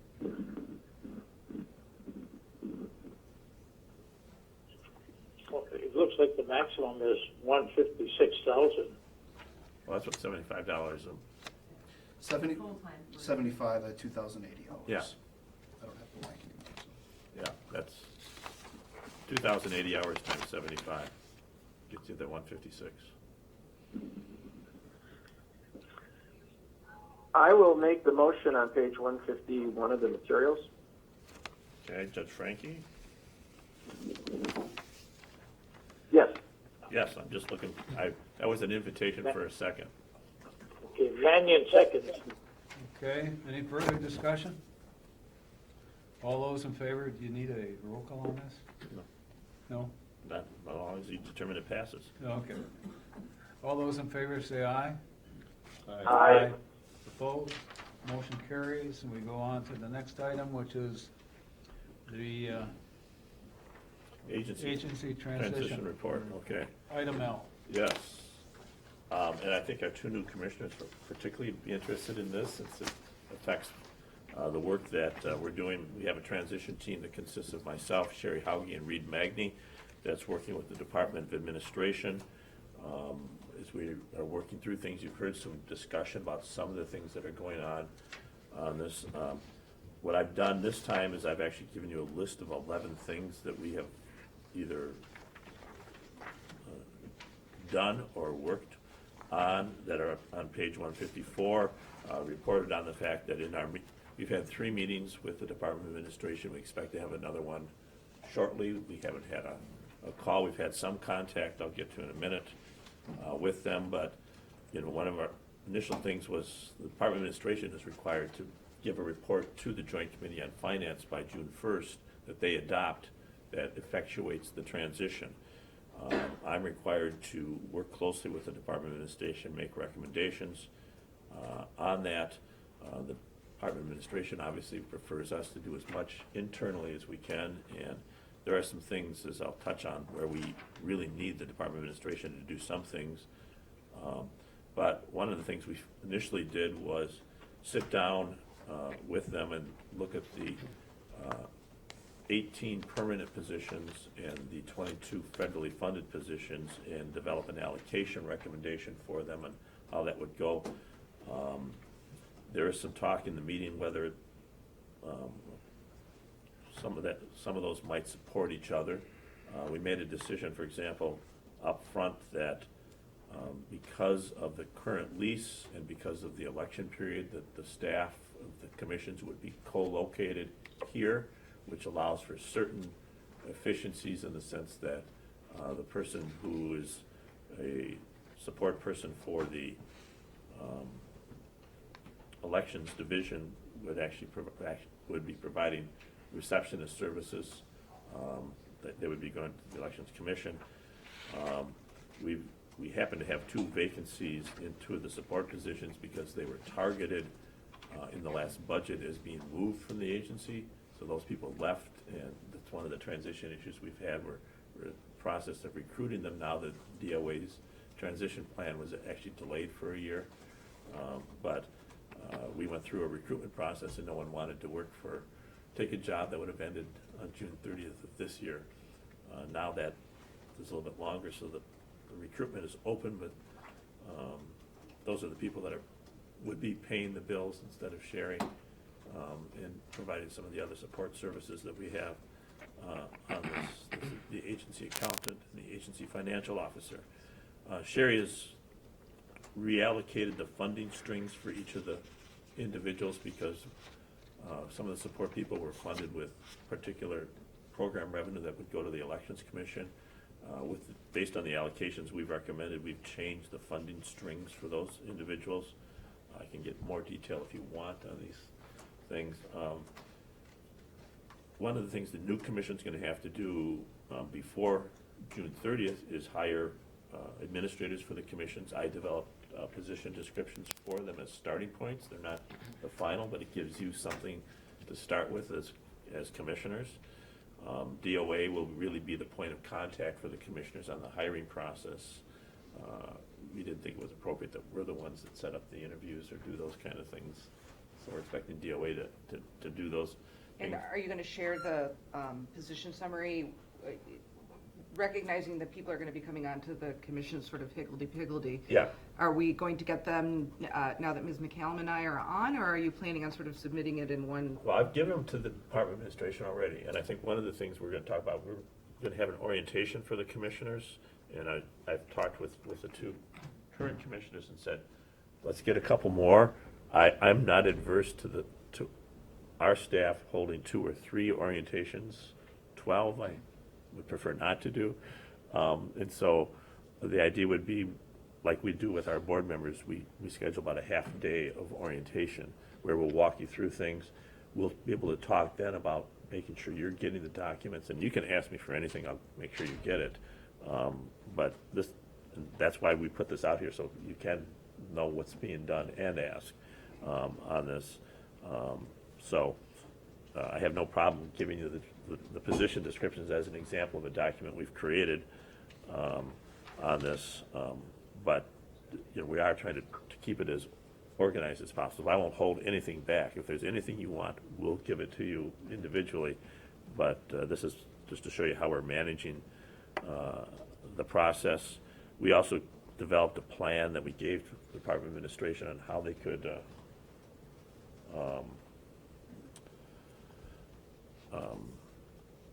you have staggered positions for the commissioners, and so we gave them a plan what they could recommend, put in their report for recommendation, because right now you two don't know when your terms expire.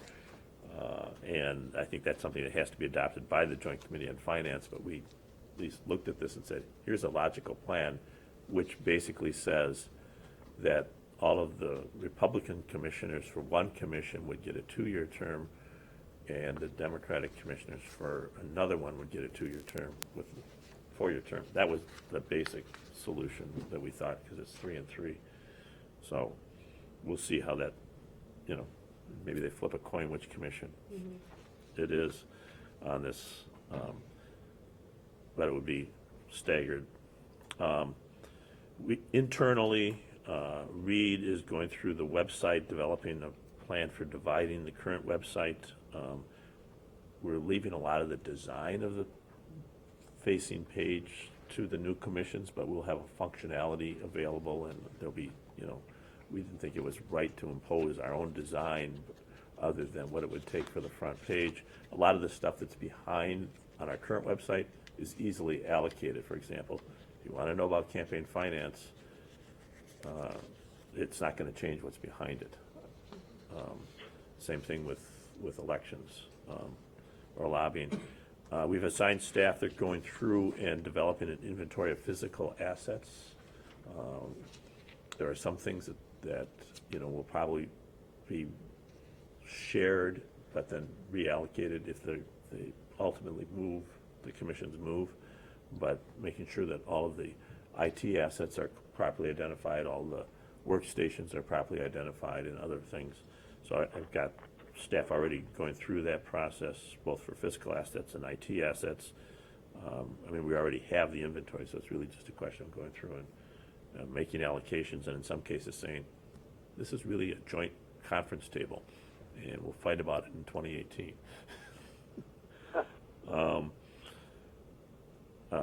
Nate has already been talking with the Legislative Reference Bureau about how to create new administrative codes for the 2 commissions. The rules won't change. But again, that's a process that doesn't require, it's really just an administrative process, but we'll make sure that's overseen.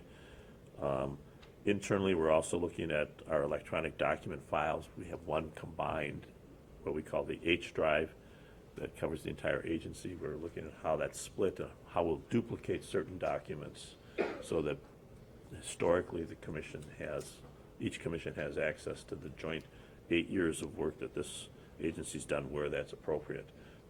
You don't need to give the Ethics Commission historical information on all the stuff you heard today about nomination paper, for example. That won't transfer over to the Ethics Commission's H drive, but access to all the board meeting history for both open and closed session will be available for both, for example. I've asked John and Mike to develop a subject matter transition plan for the new commission, just sort of an overview of the duties for the calendar year of 2016, deadlines that are coming up in 2016, so that you have those. they've been given till March 31st to get this done. What are pending matters that we'll be working on? You'll familiarize yourself with some of these just by attending the meetings, but they're putting together sort of a, here's our plan of things that you need to look at as you're moving forward, and they'll be able to, it'll give you a good reference document on this. Also, ongoing projects, John mentioned, for example, we're trying to develop an electronic filing of statements of economic interest. Also, one thing that we have finished but will need to be updated is a list of statutory duties for the new commissions. But because there's some legislation we anticipate getting signed into law, we're holding off on that. Again, that's an example of a document that will be very helpful for the new commissioners, because it'll tell you, hey, this is what we got to get done. Here's the statutory authority for it. I'm just holding it because once the governor signs legislation we expect to pass next month, we'll update it. And it affects both agencies on that. So that's where we are at. Behind the scenes, probably the biggest challenge is the finances of the agency, particularly given that we're down 2 staff in the administrative area. Sherry was just asked by the end of March, can she create, quote, charts of accounts and allocate expenditures and develop proposed operating budgets for the next fiscal year, not the proposed budgets. And these are things that are particularly challenging, not just because she's the only one doing it, and normally has someone who does a lot of that detail work for her, but also because the state has developed a brand new project, the STAR project, that covers budgeting, procurement, personnel, and its implementation has not gone nearly as well as the WISVOTE implementation has gone. As you may have judged for some news stories, and as you would get from talking to any line level employee in the state. But that's been a major behind the scenes challenge for every state agency, how to do that as well. Sherry, I don't know if there's anything else you want to add to this? Okay, Reed? All right. And I expect we've had a good working relationship with the Department of Administration, Deputy Secretary Kate Zeisky, whom I've known since when she was in the legislature. Usually brings a team of people with her, an IT person, a budget person, a personnel person, and we talk through the various programs on this. I have encouraged her to try and bring legislative staff and now commissioners into the process. I don't know, so, and particularly, I think the big thing for the commissioners is, in addition to sort of getting a feel for things, is starting to plan for that transition in terms of hiring the administrator. And there, I'm willing to help you with what I can in terms of liaison with, but it's really the Department of Administration that's going to have to, sit down with you when there's, I assume you'll want more than one person to make the choice. So we'll get some more people. Maybe you're quite happy. It would be much faster. It certainly would on this, but ideally you'd like to have that in place. The person can't start till June 30th, whoever you pick as the administrator, but obviously you want them chosen as soon as practicable so that you know who's going to be going into the position. There are some things that have to get worked out there that they'll probably have to put in the report, such as what is the salary range for this. They haven't put what they call an executive salary group designation. The statutes didn't create that. So they'll have to make a recommendation on the salary range, which I'm sure you'll probably want to have some input on as well.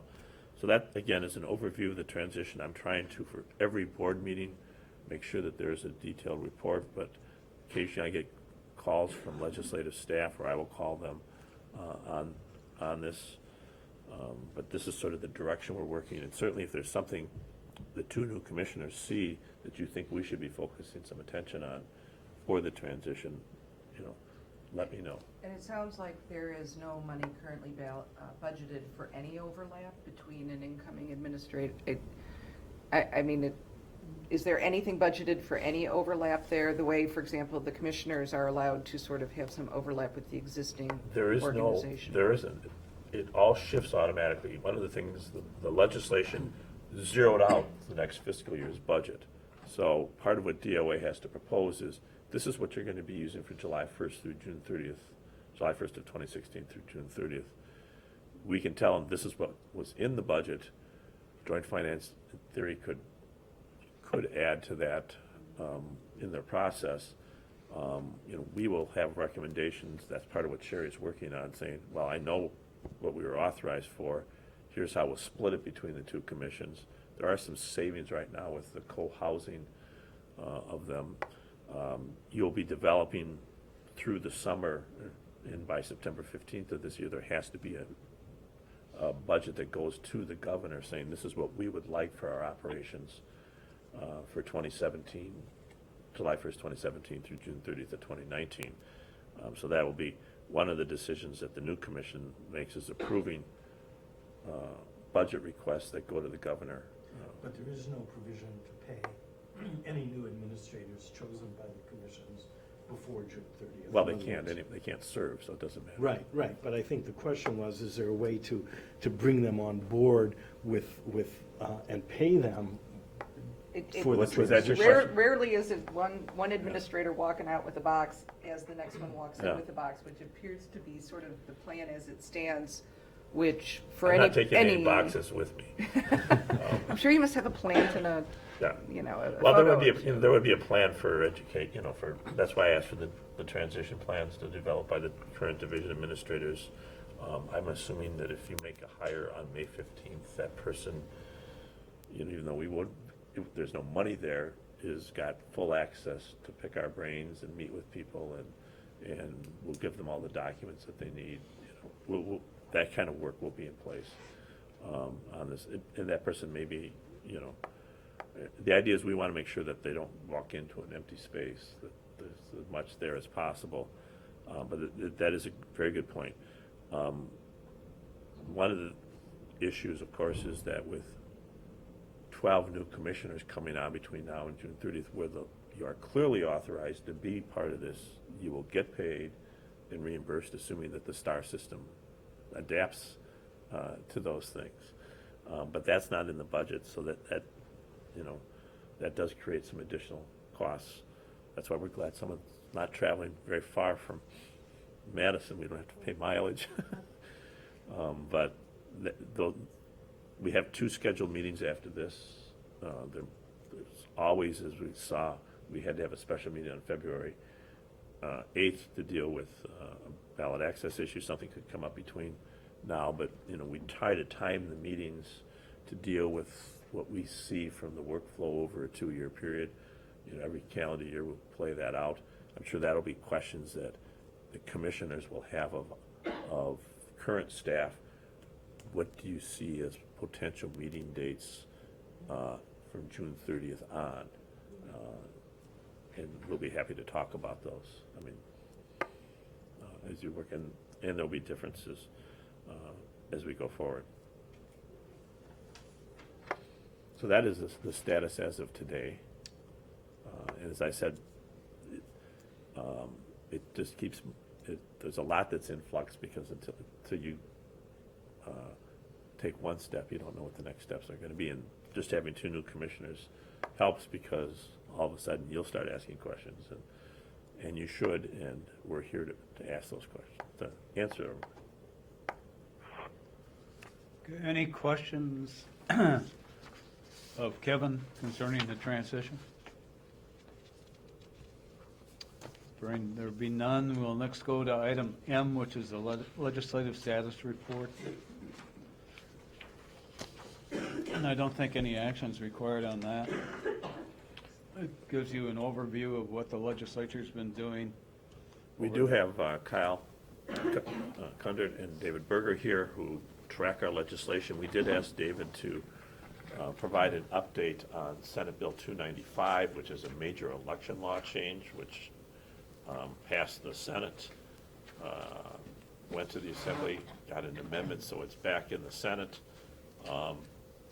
And we are fully expecting that the Senate will act on it on March 15th.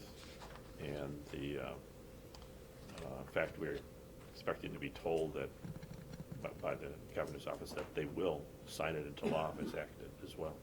So, David, if you want to Sure. highlight some of that just for the board members, because these will be changes that could impact sooner rather than later. If I could, just briefly before I get to Senate Bill 295, Mike did ask me to highlight a couple of the other items of new legislation, some of which are moving fairly quickly. Just to draw it to your attention, number 2, Senate Bill 488, it's also known as the Safe at Home Bill. That bill is quickly moving through. It has been passed through both the Senate and the Assembly. Has not been signed yet. I know the governor just signed a number of bills. This bill was not among them, but this bill will increase the number of voters in the state of Wisconsin who would be eligible for what we call a confidential status in the WisVote system, which means their address and name are not released due to domestic abuse, sexual assault, stalking, and then we're adding a couple categories, human trafficking, as well as family members of those victims. So that bill, if signed, and we expect it will be, would substantially increase the number of confidential voters that we'll be dealing with for the coming elections. The next one that I wanted to highlight was number 3, which is related to the use of photo identification cards issued by local government. Just to highlight that this doesn't have much of an impact on election administration, but it is a unique situation that the bill specifically identifies these identification cards would not qualify as proof of residence. There is a general category in the proof of residence documents that we allow for any document issued by a unit of government that we would honor those as proof of residence. This bill would specifically cut out or carve out the photo identification cards issued under this program as eligible for use for voting purposes. And then lastly, Senate Bill 707, this is number 7 on page 157. That has passed both houses and was recently signed by the governor on the 29th. It's Act 154 now. That would prohibit a county executive from holding legislative office. So with that, I will turn to 295 unless there are any questions about those bills. So Senate Bill 295, as Kevin alluded to, is going to be, has moved very quickly through the legislative process, is expected to go back to the Senate due to an amendment in the Assembly, and does feature a number of changes to election administration. Some of these provisions have been put off to the fall election cycle, but other changes go into effect immediately. Some of these changes, which would be very difficult for us and local election officials to implement on a very short timeline. So if this bill is signed and effective the day after publication, as we expect mid-March, there are some issues that you should be aware of. So first among them would be late return of absentee ballots. Currently under state law, an elector who votes by absentee ballot merely needs to postmark their absentee ballot by election day, and we can receive it up to 3 days following, so by the Friday following the election.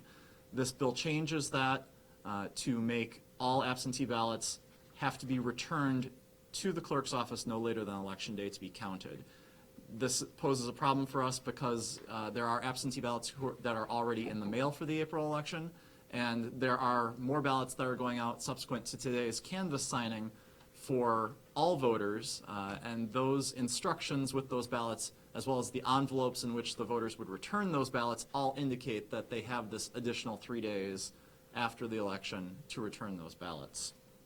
So if this change is made, we would potentially have to renege on those instructions and get a communication out to those affected voters that they have less time than they may have anticipated to get those ballots back.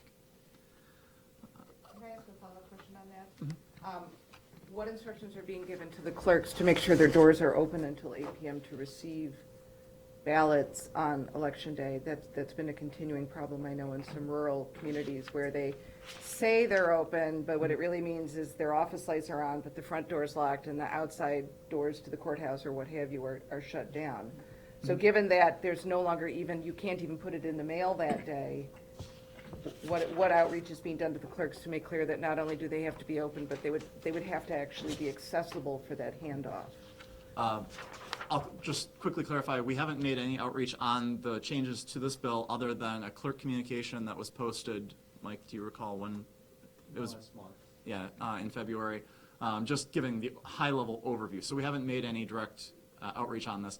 However, that being said, we do have situations where the polling place doors have been locked at 8 o'clock, and I don't know if maybe that's where some of your concern is, that they leave the lights on, they're inside the polling place processing votes, but they lock the doors. And that's an ongoing battle that we fight with our clerks, is to making sure that they keep their polling places open and unlocked through whatever the end of the period is that they are processing votes and shutting down the polling place. So I anticipate that we would continue that under this bill, where we would emphasize that clerks need to be open and available, just like their polling places are, through 8 o'clock. So late return of absentee ballots is one item that is important. Another, also dealing with absentee, would be that the absentee witness, so every voter who votes an absentee ballot is required to have a witness. That witness is required to provide both their signature as well as their address on what we call the certificate envelope, where that voted ballot goes, and that is what is returned to election officials. In the past, we had a situation where the address of the voter, I should say the address of the witness, was not provided on the certificate envelope. And in looking at the law, we've determined that there's no penalty specified in statute of rejecting the absentee ballot based on the lack of an address of the witness. This legislation would clarify that the penalty for not having the address of the witness would be rejecting the ballot. So that's another change that could potentially affect ballots in this coming April election. There are a few other items of note. There would be a new proof of residence document that is authorized under this bill, specifically for residents of care facilities. They would be able to register using a document provided by that care facility that specifies that they are a resident of that facility. There is also a new proof of identification document that would be authorized under this bill, and that would be an identification card issued by the Veterans Administration, specifically the Veterans Health Identification Card, which I believe was a popular demand from many veterans. Military IDs are already accepted under the law, including retired military identification cards. However, the Veterans Administration cards were not permitted, so this would bring in that additional category of Veterans Health Identification cards. The last one I think is a priority item for election officials if it were to be implemented in April is election night reporting. Absentee tracking as well as election night reporting. Currently, election officials may use the statewide voter registration system, or the WISVote system, as you heard about before, to track absentee ballots, both when they are requested as well as when they are sent out. This bill would make a change to that. It would no longer be optional to track within the WISVote system. It would be mandatory. So while most major communities, I would say, are already tracking their absentee ballots in WISVote, this would put that responsibility on many other clerks who previously have not been required to track their absentee ballots. That burden in many places will fall on the county because there are contractual arrangements between rural municipalities, typically part-time municipality clerks who do not have a full-time office. They contract with the county to provide that tracking, or to provide WISVote services to them because they don't have the time or resources to do that. So this absentee tracking requirement would then also fall on the counties as the provider of WISVote services. And then the last one is election night reporting. Counties right now typically do post their election night results on their websites. This bill would formalize that requirement that municipal clerks must provide their election results from each polling place no later than 2 hours, I believe it is, to the county clerk, and that the county clerk then has another 2 hours after receiving those results to put them on their website. It also puts an additional duty on the Government Accountability Board and, going forward, the Elections Commission to provide links to all the county websites for their election results. So we would have to have that up and running as well for April. There are a number of other changes in the bill, but those are the highlights, especially the ones that would directly impact the April election.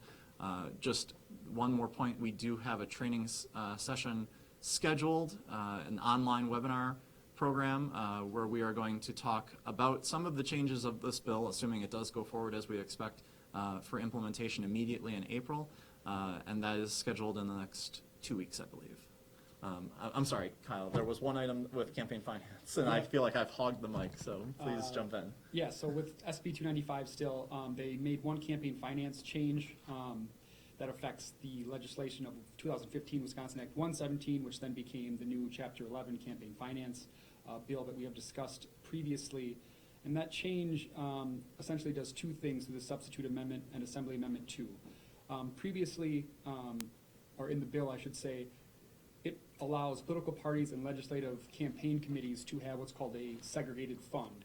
Now, the segregated fund, the political parties and legislative committees can't do direct advocacy out of this, but it's essentially acts as a building fund for these groups to, have buildings or administer their political party and legislative committees. Previously, labor unions, corporations, and American Indian tribes were limited to what they could give to these funds in the amount of $12,000. Now that has changed so that PACs and other persons, as the catch-all requirement, are now also limited to giving $12,000 to these segregated funds. The second important point, under the contribution limit section, is that previously certain groups that were registered at the federal level with the FEC and certain groups that were non-resident committees would have potentially been able to escape the contribution limits that are contained within the bill. Assembly Amendment 2 added again the other persons catch-all, so now other persons, all other persons, including non-residents and federal PACs, have the limits that other PACs have. So all the limits of these federal groups and non-resident committees will be subject to the PAC limits for contributions to candidates. So those are the two major changes. Any questions about that? That is all I had on the campaign finance side as well. Any questions from board members?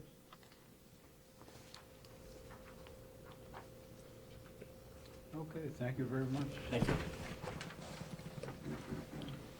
Before we get to the per diem authorization, did you have something to bring up? Do you want to pass it? Sure. This has been sent to board members, right? Yeah. One for Mike.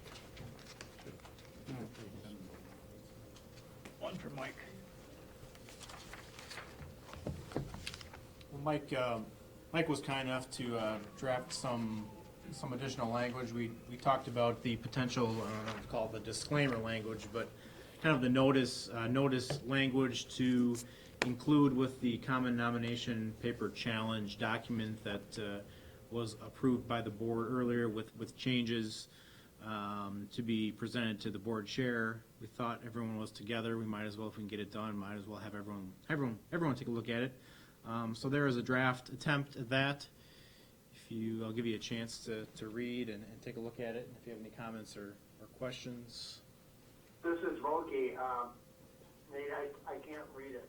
That windmill gas stuff doesn't come through. Okay. We can read it to you if you like. Sure. Forgot you're on the Mac. I sent a Word doc. Sorry, I should have put the text into the email. So this is the proposed language.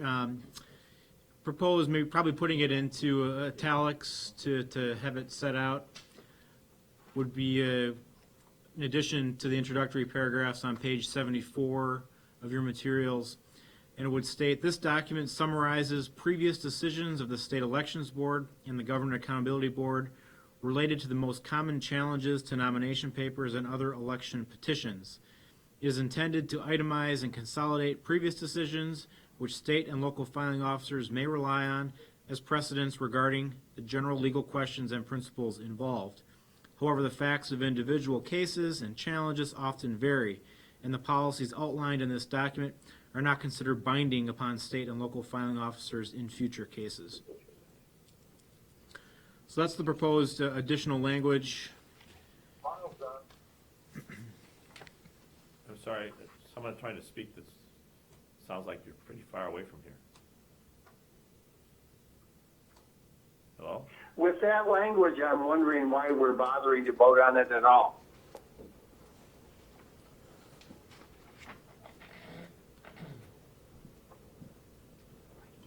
Why not? That's my question. Basically, we're indicating that this is what we did, but you can ignore it if you want. It's not binding on anybody. I think what we were trying to find is, I'm sorry, this is Mike, I think what we were trying to find is a balance, given Judge Frankie's concern that, you know, every case is different. We wanted some transparency to let people know the general rules, just like any court case, but there are specific facts that may change the outcome in future cases.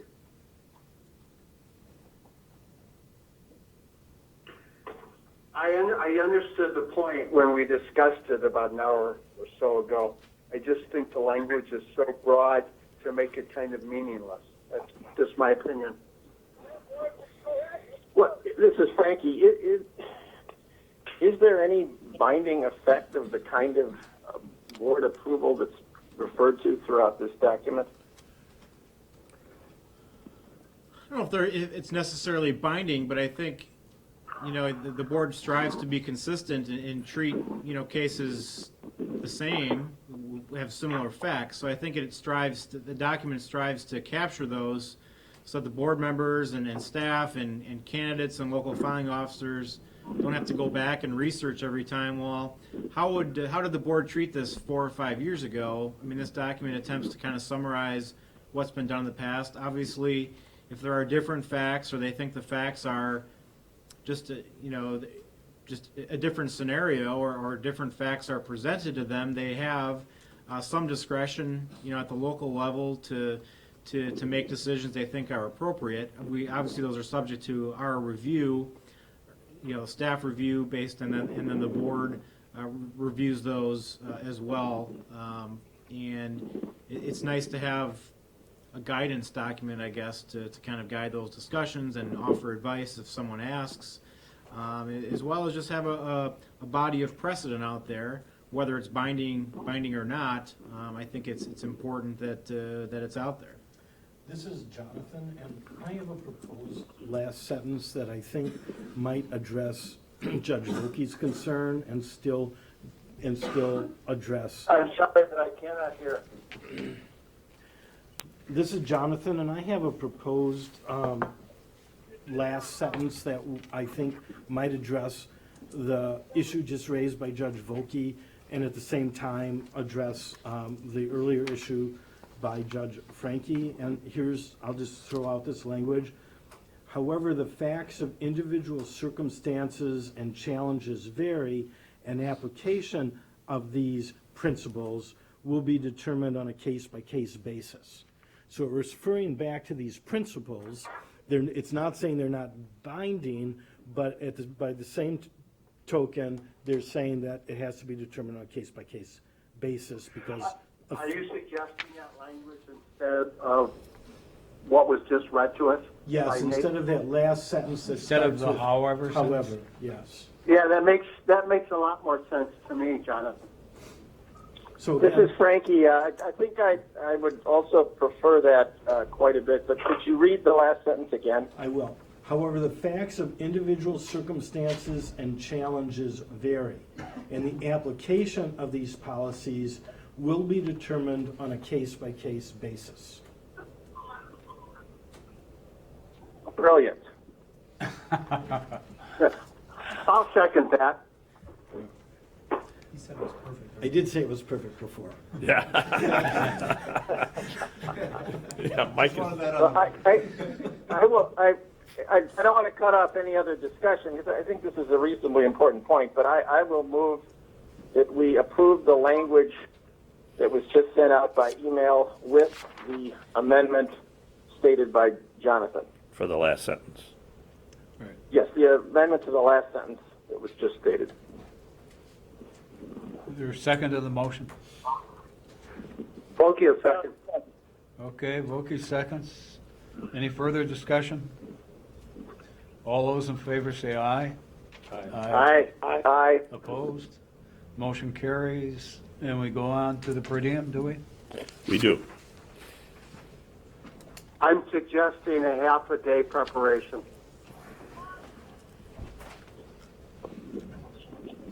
And just for the new commissioners, that's in addition to the 1 day per diem that you're entitled to for this meeting. For reading the material, going over it ahead of time.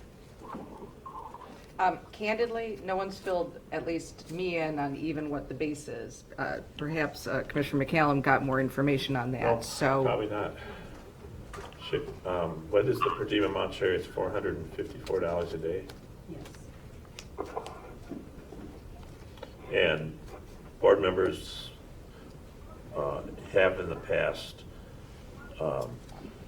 voted on the statute entitles you for your reasonable expenses for your job. Occasionally, depending on how much work there is, they will ask for reimbursement for preparation time. This is small. That's reserve judge pay. Yeah, it's tied to the reserve judge pay, but the same pay will carry over for the commissioners as well. Most other state boards are $30. 25. Oh, 25. But Thank you This for is that. Frankie. I don't know that we have a clear practice. I think it may take different people longer to read this stuff, but this group of material took me quite a while. I think we generally round down, or I've generally thought in terms of rounding down in terms of preparation time. So, well, without suggesting that I managed to get through this in half a day, I will second, I think it was Judge Wilkie's motion, yes. right? Okay, any further But any further discussion? And it was 300 pages, so. yeah. So it's down to 300. Yeah. All those in favor say aye. Aye. Aye. Opposed? Motion carries and per diem's established. Okay, we go now to the director's report. So this is a report that we prepare for every meeting, and I'm walking through this for the two commissioners present, broken down by Ethics Division, Elections Division, and Office of the General Counsel, General Administration. It's really to give you a picture of what's going on in between board meetings on this. We don't spend a lot of time on this other than we give it to you in advance so you can read it. If there's something you say, what? Or tell me more about this, or that it's really there. It's just a practice we've had since the inception of this agency to really document a lot of the work that the staff does, so that you know we are here almost 24/7. If I could, Judge, I neglected to put in our Elections Division report. We had a couple of staffing changes recently. Yes. One is that we filled the position of a SVR specialist, or as we're now calling him, WISVOTE specialist. We hired Tony Bridges. Tony, as you know, has been with the agency as an office operations associate. He sends you out all the board materials. But we had a vacant position for a while, and we ended up going through the normal recruitment process and hired Tony for that position. So we're happy to have him full-time focusing on WISVOTE, although as often happens, if we have a staff transition into a new position, they're often stuck doing their previous job for some time until we fill that position as well. Secondly, we have another WISVOTE specialist leaving us as of this Friday, Peter James, who's been with us for about a year. And Peter's done an excellent job learning the system, helping clerks, just really a fantastic job. He's leaving us for a position with the Department of Corrections. And as you board members know, it's not unusual for us to lose good people to other state agencies. It's a chronic issue, partly because of frankly, because of the compensation scale we're able to offer compared to other agencies, but more specifically, because we have some uncertainty, or have had some uncertainty because of agency transition issues, and also because the federal funding that funds most of the Elections Division will be expiring next year, and it is just completely understandable that people run into individual circumstances and opportunities, and it's a challenge for us to retain people sometimes. But I just wanted to let the board know, because I had neglected to put those in the Elections Division. We're happy to continue to have Tony on board, and we will miss Peter and thank him for his service to the JAB. Mike, just for purposes of the new board members, the federal funds actually fund how many of our employees? 22 positions. And that runs out at the end of, We're projecting mid to end 2017 at the current pace that we've been using those federal funds. and is there any assurance that those are going to be continued, those positions will be continued for the two new agencies? Well, Director Kennedy's had a number of discussions with the legislature. I think he'd probably say their position so far has been that they'll deal with it when the time comes. Well, lately, as part of the transition, they said, we'll take care of your people, were the words I got. Before that, it was, let's not talk about it until the money's been spent. In two positions, you can't run WIS votes, you can't test voting equipment, you can't do training of local election officials. That's, You know, can't do half of our work, actually. I'd say you can't do three. So it's a different tone in the sense, because I think there's a recognition without that, orders at least. I mean, it would leave Mike and Ross and Diane and David doing the program work for the division. And the only reason I brought that up is I wanted to make the two of you aware that this is something you're going to have to deal with, and you don't want it just dropped on you. Actually, it's not your problem, Commissioner McCallum. Yeah. But- Well, But you- Jacobs, but you could- Jacobs will take care of it. Okay. That concludes, I think, everything we have on the agenda for the open session. I don't know where we're at with lunch, Sherry. There's a little bit of a delay because of the weather, so they were Okay. supposed to get it at noon, so they're gonna be a few minutes late. We'll have to break so that Wisconsin and I can to go into closed session. Right. So we should do that on the record. We'll need a motion to go into closed session? Yes. Bulky moves. Break down because they can't tape our closed session Right. on that. But we'll need a, There a second?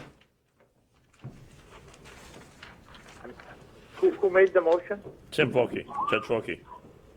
I will second. Daniel second. Mannion seconds.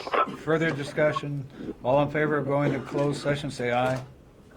Aye. Aye. And as usual, the motion will reflect that you're going into closed session for the reasons articulated on the agenda, just so you're aware. Were there any no's? There were no no's. No.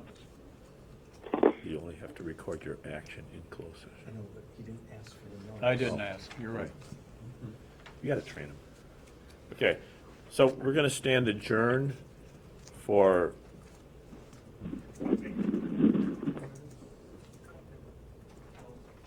we'll adjourn for 10 minutes and then we'll decide whether or not we break for lunch. How's that? So when do you want us back? Check back with us at noon and then we'll tell you whether or not to take lunch or not.